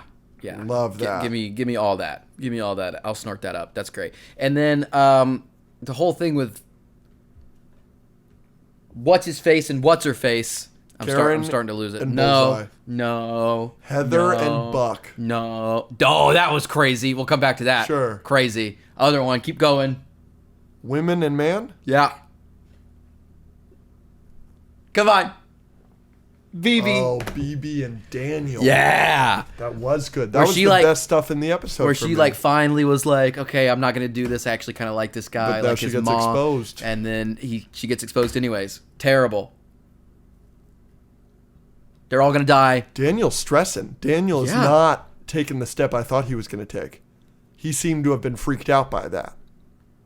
What, you thought he was going to be like super chill about that? I thought he was going to be with it. I'm surprised that he's not with it. I think he's with it at a distance. I don't think he's with it when he has to freaking... Michael Gandolfini is fucking incredible, by the way. Daniel, the actor. Yeah, he he's is giving a tremendous performance this season. Mm-hmm. That's interesting, yeah. I didn't really... that's kind of gone in a way that surprised me. Yeah, their relationship is so interesting because it's like they care for each other, but they're also using each other. Or she's using him, I guess. They're 100% opposed factions. Yeah, but then they were about to kiss, bro. I know. Such an interesting wrinkle. Yeah. What do you think about Jessica Jones? Jessica Jones showed up. Yeah. Does she age? She doesn't age. The actress. She looks the exact same from Breaking Bad, right? Am I tripping? You're talking about just Kristen Ritter. Yeah. It's like a Paul Rudd situation. I thought you were asking me about her powers. No. Okay. Interesting that her powers just like are coming and going. Because they had to nerf her. Yeah. Because or else Agent Powell was gone. Dead. Yeah. I understand people being pissed about that, though. That fight scene was cool, though. Yeah. The amount of usage of baton is making me horny every episode. Yeah, the baton stuff is great. Oh, he's using it to do this to people and knock out lights and slide across the floor. Yep. Yep. It was a fun action sequence. So what? So they've just destroyed all the weapons. Yeah. So if Kingpin is fucked. Yeah, Kingpin's about to... Yeah, well, he was good at... Yeah, well, I mean, I guess the task force still has some. But, like, yeah, I mean, the whole stash... Yeah, Mr. Charles is about to freak out. Yeah. Lost the whole shipment. Yep. Kingpin's not handling things very well. No, but they do have Karen. They do have Karen. Powell's got Karen. That son of a bitch. You want to see this? Yeah. This is like one of the one sentences I wrote down. Agent Powell continues to be the worst. He's awful. I But knew- he's so great. Like, the actor is so giving good. such a great performance. I knew it was you. You so Bob just murders that guy to start the riot even worse. Yeah, it's the shittier Gorman massacre. Yeah. They did it. The way they do it in Andor is way better than Well, the way it's they a do whole it in this. episode in Andor. It was just like a moment here. But like, yeah. Yeah. He's the worst. I hate him so much. I can't wait for somebody to just fucking kill him so hard. Bullseye. Even his through his little face. buddy was like, "What the frick?" He's nuts, Powell. And he was ready to just shoot everyone in that friggin'. Oh, yeah, absolutely. Did you feel that Jessica Jones felt a tad out of place, though? Back to her? Yeah. She just kind of... She just showed up at her house. Okay, why? Yeah. You didn't need to do that. Yeah. So unless there's more with her, which I assume there will be, then it'll make a little bit more sense why they brought her. But if they brought her in just with that explanation, just to like help us raid one thing, No, she'll be back again, for sure. For sure. It'll make more sense. It's interesting. She implies that some of the defenders, like Luke Cage, are probably working for Mr. Charles.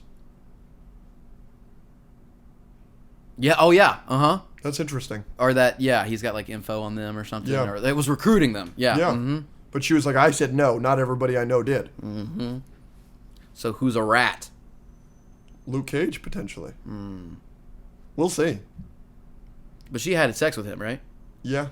Oh, no. No. Rosario Dawson. Oh. I'm pretty. Yeah. That's their kid. Rosario Dawson's. No. No. Luke Cage is in Jessica Jones. Yes. I haven't seen that show in years.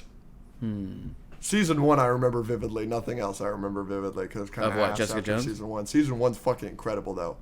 I got about halfway through Luke Cage and I was like, I don't blame you. I don't care. But I think they were hooking up.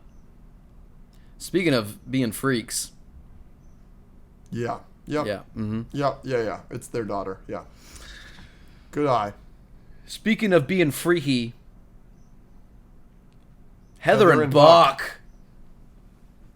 Well, Buck keeps getting better and better.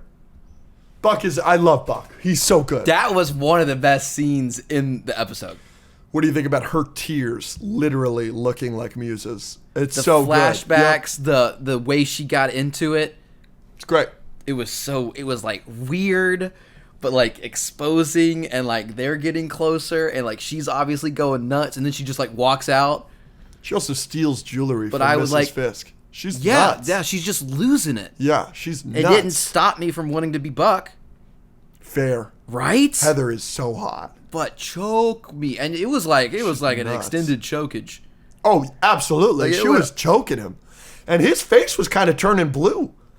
Like he could not breathe. You getting choked by? Yes. Yeah, Heather. Finish the sentence. Yeah. Mm-hmm. Give me someone else. Who else you'd like to be choked Yeah. by? Varang. Dude. 2026 has been the year of the sexy, crazy ladies. Got Varang. We got Wasn't Heather. that December? Same shit, Andrew. You getting choked? Yeah, probably. No, just like I got a in real long neck though. It's like a lot of canvas. You know what I'm saying? It Yeah, can I do know. some serious And it's damage. real flimsy. Like you don't have to do a lot. You could just be like boop, and you could probably feel it. Oh, you're right. Rachel's choked you. Come on, give it to me. It's the Patreon. Come Yeah. on. Yeah, she has. Let's go, dude. Not like that, but like, it's a different position. I thought you meant not like that, like not like freaky, like she just choked you because she was mad at you. No, not like this. It's a different scenario. I'm sitting here. I'm on the edge of my seat, brother. No, I'm on the edge of my seat. she would kill me. Call Rachel. She's gonna be furious about this. I'm Calling just like, Rachel. this is not gonna be good, ladies and gentlemen. Come on. Come on. I need it so bad. Rachel, please.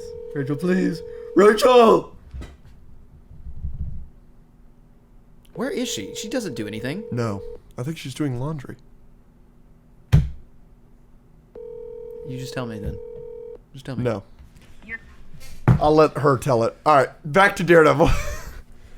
Karen and Bullseye. Yeah. You're really upset about this. I'll call her. No, I'm just reminiscing the scene with Heather. No, go. Keep going. Karen and Bullseye. Yes. Yeah, she wants to murder him. Matt doesn't. Bullseye's all, kill me. I love that Karen is going to kill Bullseye because she's thinking about Foggy, but that's why Daredevil doesn't kill Bullseye. Rachel answered. Give it to me. I just wanted to let you know something. You're on air! Okay, what? I just thought you should know that Alex told everyone what position you choked him in, and now everyone knows that you choked him and what position it was in.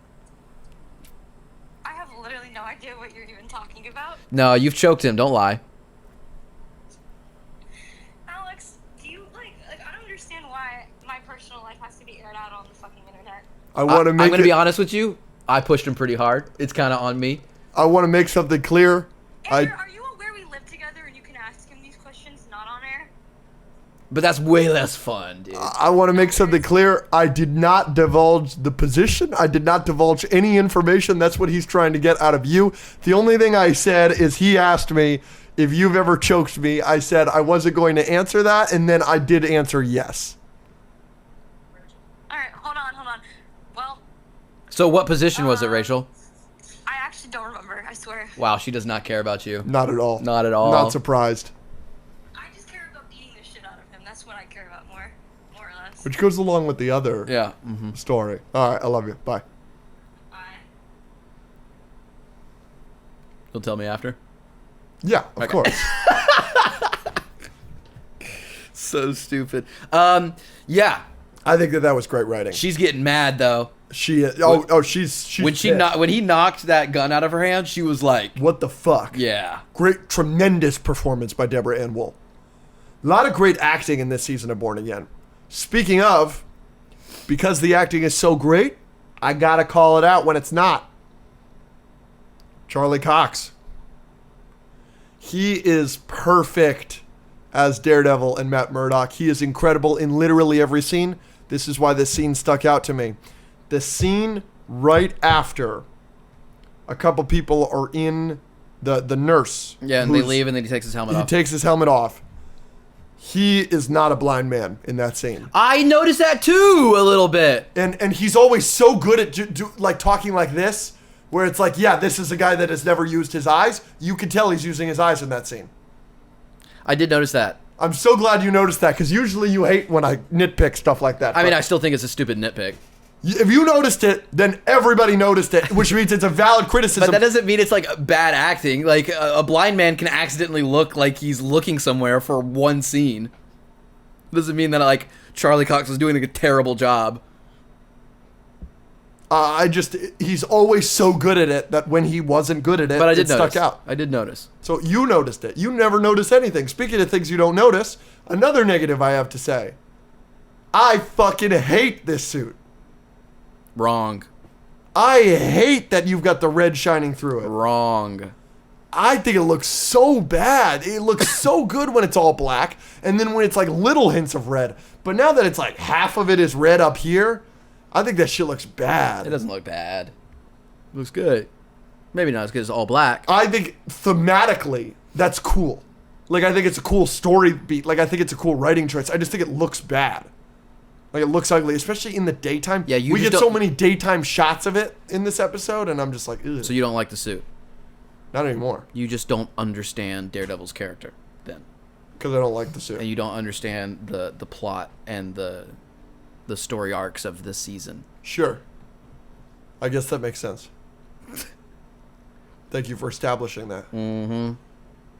I do think that I don't think it was a bad episode for Daredevil Born Again. This was my least favorite episode since this season has been cooking. Yeah. Like, this episode was better than the first two episodes. Yeah. But, like, when did it start, like, really getting good? 3? Yeah. I think it's the worst of 3, 4, 5, 6. Yeah, I agree. But Yeah. it's still good. Still good. Still good. Absolutely. But I'm just like, I just don't know. We've got 3 episodes left. Where do we go from here? Kingpin's going to go real crazy. Yeah, I think they're going to introduce something. Like something either, yeah. Yeah, there needs to be something new. Because up until this point, it's been the ship and the munitions and Mr. Charles and Vanessa v. Bullseye. And now all that's kind of resolved. So there's going to be something else that brings us home. That's probably how the other I mean, we've talked about defenders being in the show, right? Yeah. That's how the other defenders will probably show up in the show. Mr. Charles, they might work for him. You might bring him in. Really good point. Yeah, I think you're probably right. They bring him in to fuck with Kingpin. Dude, so is Heather, what's Heather going to do? Choke more people? Like, is she going to kill people? She'll probably become Muse. That would be so sick. Lady Muse. What? That's just an interesting She concept. chokes you as Lady Muse. Stop it. Andrew's can't- a big mask guy. No, I'm not. When have I been a mask person? I'm looking at one. Who? Oh, the Don't say it. That? Yep. that was a bit. That was a bit. You can't do. That was in confidence. I didn't expose you. But I am calling you out. I'm looking at something right there. No, I'm not a big mask person. Heather, more or less sexy with the Muse mask on. Bro, if they could do like a super hot Muse, they could. You cutting this? No, I'm just making sure I'm recording. I seem a little bit lower. Yeah, you know how like PS4 Spider-Man looks sexier on women?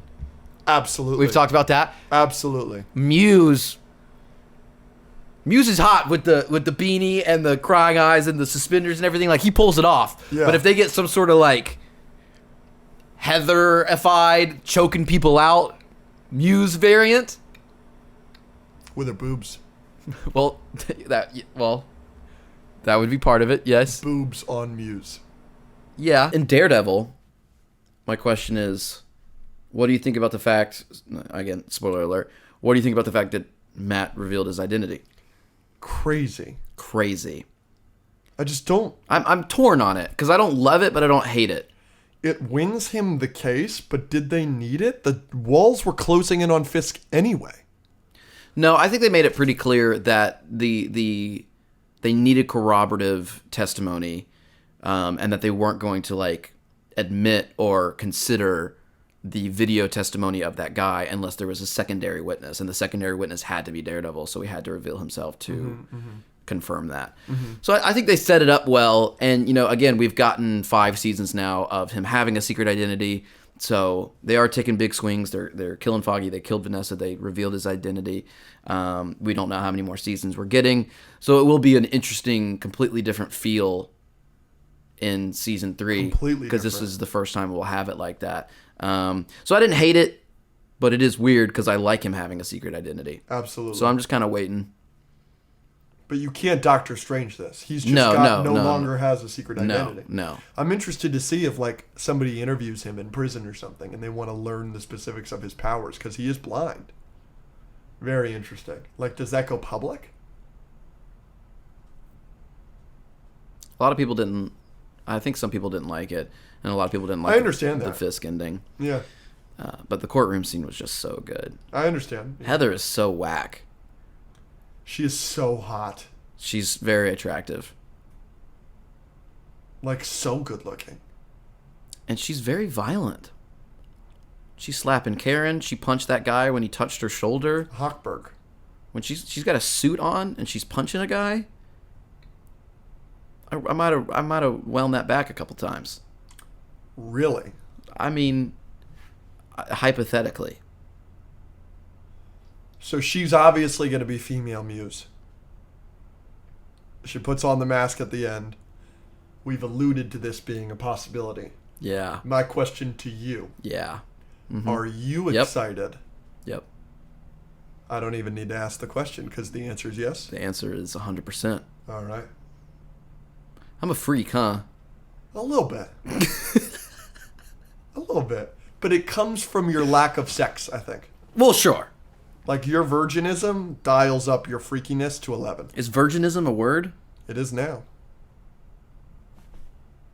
My mark on the world. The word virginism. Virginism and freakiness. Rachel comes home with a Muse mask. You're going to be like, Rachel, stop Yeah. it. Yeah, See? That's where you and I are different. clearly. I'm going to be like, all right. You're like, let's go. Let's run it. Sarah walks in with her Muse mask. No. Really? That's what we're doing now? Sarah is the general name. Unbelievable. When you say Sarah, is it one specific person you're imagining? You know it is. Oh, You little mother. whoops. It's evil. I kind of think about Sarah as like an entity. Like it's whoever Well, you're talking to at a certain Sure, time. but then it became not that at some point along the way. So it's the person we're both thinking of. Yes. That's so funny. At this point, because we haven't used the Sarah term since then. But you haven't really seen anybody like that. You haven't talked about. Correct. Seeing Right, that's anybody. what I'm saying. Sure. Well, sure. so the last time we used it, Sure. Was yeah. that person. Yeah. Interesting. We're talking in total code here. Let's talk about something they can't but it talk don't about. matter. Whoever. My mother walks in wearing a Muse mask. I already texted her about it. All right, you fucking prick.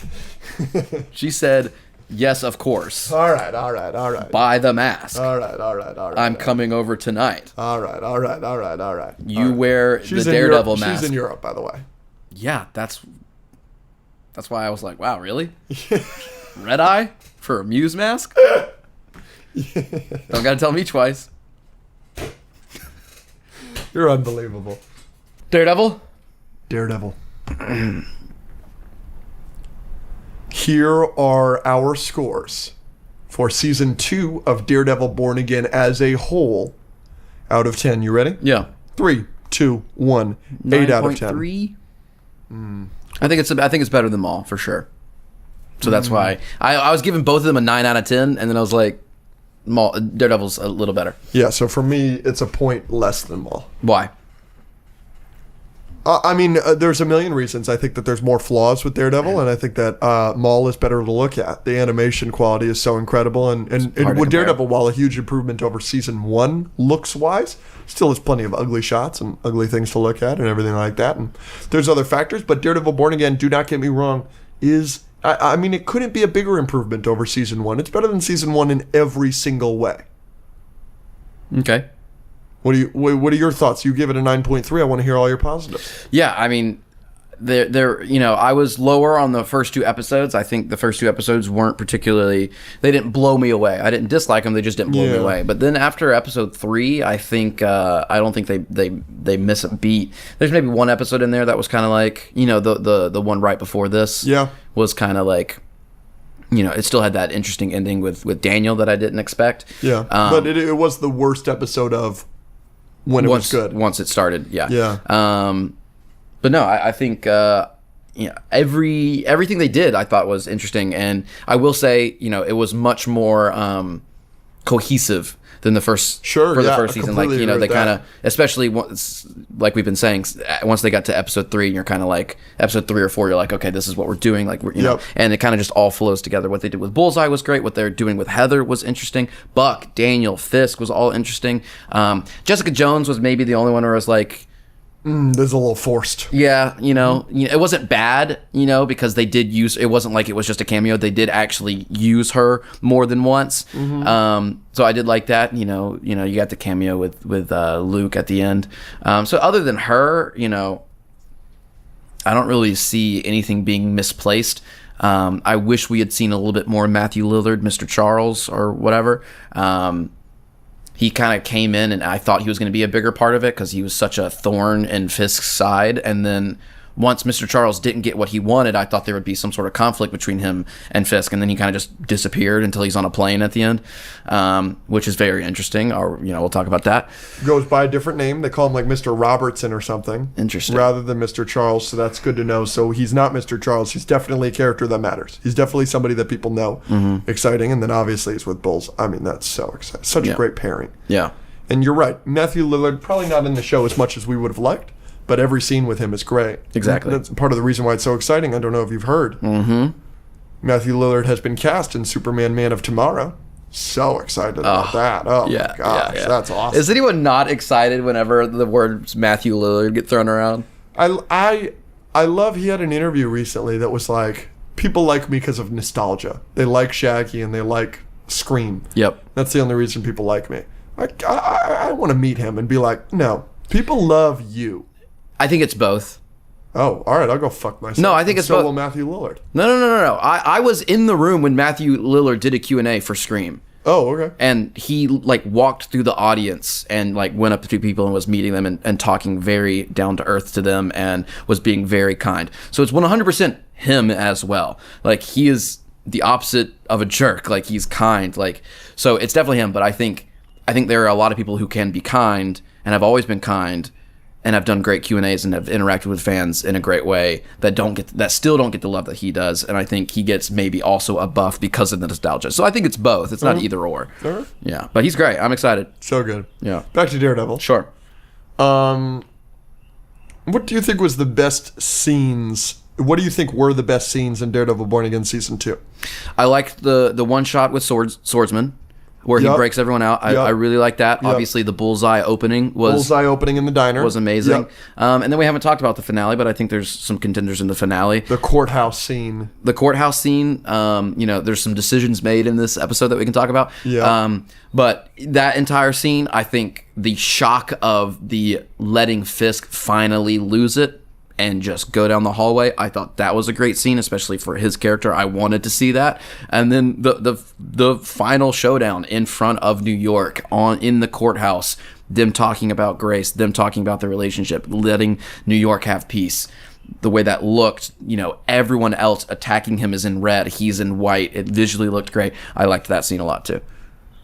It was a good scene, and you're right, the violence in that hallway scene, the blood is crazy. That does lead me to say something, though, that I think you're going to vehemently disagree with because of what you just said. And you know how much I love getting into it with you.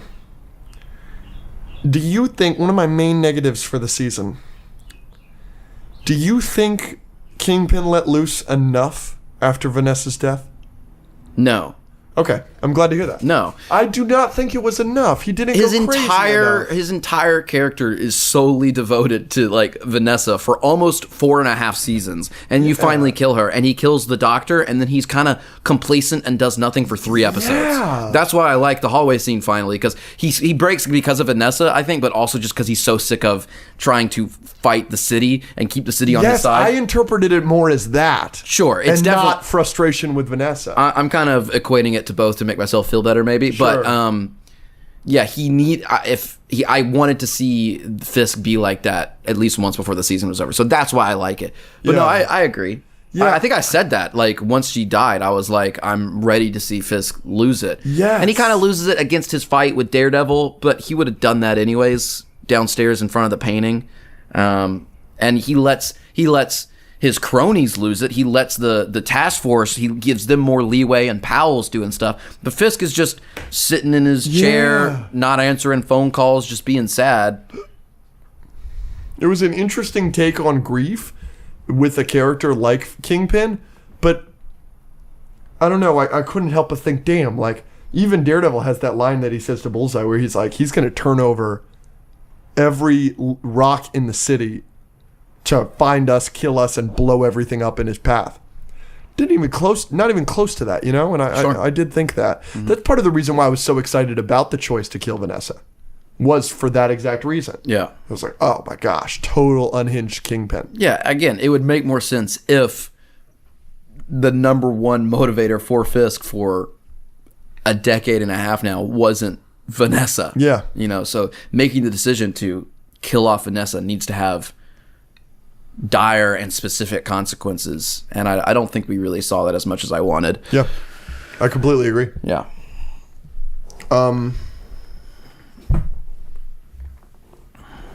You feeling Kingpin fatigue? It's something that's been talked about on the internet a little bit. You feeling it? Yeah, that's totally fair. I mean, what he's in every single season. He's the main guy in season 1. He's the main guy in season 3. He's the main guy in season 1 of Born Again, and 2. Main guy season 2 of Born Again. So yeah, I think if they bring him back in season 3 and he is the main guy again, I think that would be a mistake. It's kind of tough because it's like, you know, he should always be the main guy, and they've done such a good job with him. So I would say I am at the precipice of fatigue, and if they brought him back in season 3, then I would be on that train. But given that they gave us a clear and definite, like, hey, this is done, we had their freaking showdown, maybe we can move on to something else in season 3. I'm looking forward to that, whether that's Mr. Charles or Female Muse or The Hand or Alphys or Powell or whatever the frick it is. But yeah, I understand the argument there for sure. Do you think... Would you be open to him having a season 2-like role where comes in for a couple of episodes, but he's not even close to the main antagonistic force? Yeah. If he, you know, if he's maybe pulling some strings or has a cameo here and there, and you know he's working with some people or something like that, where like we're still keeping tabs on him, or he's having some sort of minor effect, that wouldn't bother me that much. But he definitely, you know, he doesn't need to come back and be in New York and being the main guy again. Yeah, no, I agree. It's just Vincent D'Onofrio's Kingpin. It's like the too much of a good thing, and he's a really good thing. He's a great thing, but you can't have too much of a great thing, you know. And it is. I am getting to that point where I saw in an interview Vincent D'Onofrio and Charlie Cox. They were being asked about the finale of season 3, and they were like, "Well, wait till you see the finale of season 2 of Born Again." But it felt like a very similar scene to the scene at the end of season 3, and my reaction was like, I've kind of seen this already, you know. And so it's like, where do we go from here? You know, that was definitely my reaction. Are you upset that Kingpin got some sort of a happy ending where he's just kind of on a beach living his life? I think that his ending is way worse for him than if he was in jail, and I like that. Because he knows he failed and he has to like accept that? He can't be in New York. He's not scheming a return. If he's in jail, he can scheme a return. Yeah, and he's got contacts, and he can still, you know, do stuff while he's in jail. But he had to like basically agree with Matt to leave of his own accord and stay out of New York. Yeah, I get that. I get the And argument. he's alone. Vanessa's not there on Exactly, the beach. yeah. That's awful for him. Yeah, I mean, because they give him flashbacks to being on the beach with her, and then the last shot is him on the beach without her. Yeah, I understand the argument if someone is annoyed by that a little bit, because, you know, we've gotten 5 seasons of him or whatever, and then at the end, you know, he's done all this terrible stuff. He's killed so many people, and he's just chilling on a beach. I get the argument. I do. But it because of the reasons you said, I don't think it bothers me to the point where, like, I'm going to bump it down a point or anything, or, you know, dislike the finale. Yeah, I don't dislike it. I like that ending. I just think it's kind of the Darth Vader thing. Like, he is... Yeah, he's not in jail. He's not incarcerated, but it's worse for him. Mm-hmm. You know, all of his regret, all of his sadness, he's just there to wallow in his probably extreme depression at this point. Yeah. I think that's awesome. And, I mean, the most major thing to talk about is what the fuck? Where do we go from here? Matt's revealed his identity. We're not going to Spider-Man that away. You can't do that. No, you can't. Everybody knows he's Daredevil. Mm-hmm. What are we going to do? Guess we'll see. And he threw the baton in front of all those cameras. Yeah. I think that Officer Powell was so happy. Bro was he's a blind lawyer that can fight. He's like, I didn't lose to a blind guy. I lost to Daredevil. His toxic masculinity needed that, bro. Yeah. It was so funny. He was so vindicated. I like Powell a lot. He's a great villain. I just love to hate him. You know, love to hate him. I like that he's got Daredevil has a low level, street level, weaker asshole that we just as an audience love to hate. Like, Yeah. I'm so glad he's still alive. Mm-hmm. When Cole North turned on him, I was so worried they were going to kill him. Mm. And then when I saw him in that jail again, I was like, oh, let's go. Yeah. Keep him around. He's awful. Yeah, he's great at being awful. Heather. Yeah. Oh yeah. Yeah. And Buck. Yeah. Buck got fucking shot. Oh yeah, he did. Yeah, He'll be they don't fine. they don't really show him at the end. I'm sure he'll come back in season 3. Maybe him and Heather will be an item of evil, which I'm rocking with. Mask worked, ladies and gentlemen. The mask worked. Have you seen the comparisons that Buck, Heather, and Daniel were evil Karen, Matt, and Foggy? Oh, interesting. And now they're especially evil Karen, Matt, and Foggy because they killed Daniel? Yeah, Daniel's gone. Yeah. No, I think the season was great, and Huge improvement over season 1 for me. Is it? So if that's for me, obviously I was very critical of season 1 of Daredevil Born Again. You weren't. I think you gave it like a 9 out of 10. You were very high on it. How does Daredevil season 2 Born Again compare to season 1 for you? Do you rank it ahead? Do you not? I just want to hear your full thoughts. yeah, I think I would give season 2 the slight edge. I think, like I said earlier in this episode, I think there are things that season 2 does clearly better. Yeah. Namely, it's more cohesive. Yeah. From episode 1 to episode 8. Yep. There was a more cohesive story, like everything they did with Heather and Buck and Daniel and BB and Matt and Karen and Bullseye and Fisk. Everything kind of was working together from the Northern Star ship to the courtroom finale. Like it was great. So I think season 1 had some problems with that. Like, you know, I think it was a little bit more disjointed, and I think, you know, I complained about the Muse thing. I think they could have used Muse better and all this stuff. I think there were some moments that were a little bit higher for me. Mm-hmm. You know, I obviously loved the opening with Foggy in episode 1. I think it really set the stage, even if you don't like the decision. I was fine with the decision. I understand if you're not fine with the decision, but that one shot, heartbeat, shocker of a scene to bring the show back after such a long break, I thought was great. I think some of the Muse fights were amazing. So again, I love season 1, but I probably give season 2 the slight edge. Mm-hmm. Yeah. Last thing I want to talk about when it comes to Daredevil. Have you seen the numbers about season 2 of Born Again's viewership? Yeah, it's down like 50%. Yeah, so Daredevil Born Again season 2's viewership drew 4.515 million views and 10.867 million hours in its 5-week window. This marks a decline of about 46% in views and over 54% in hours watched for the first 5 episodes compared to the first 5 episodes of season 1.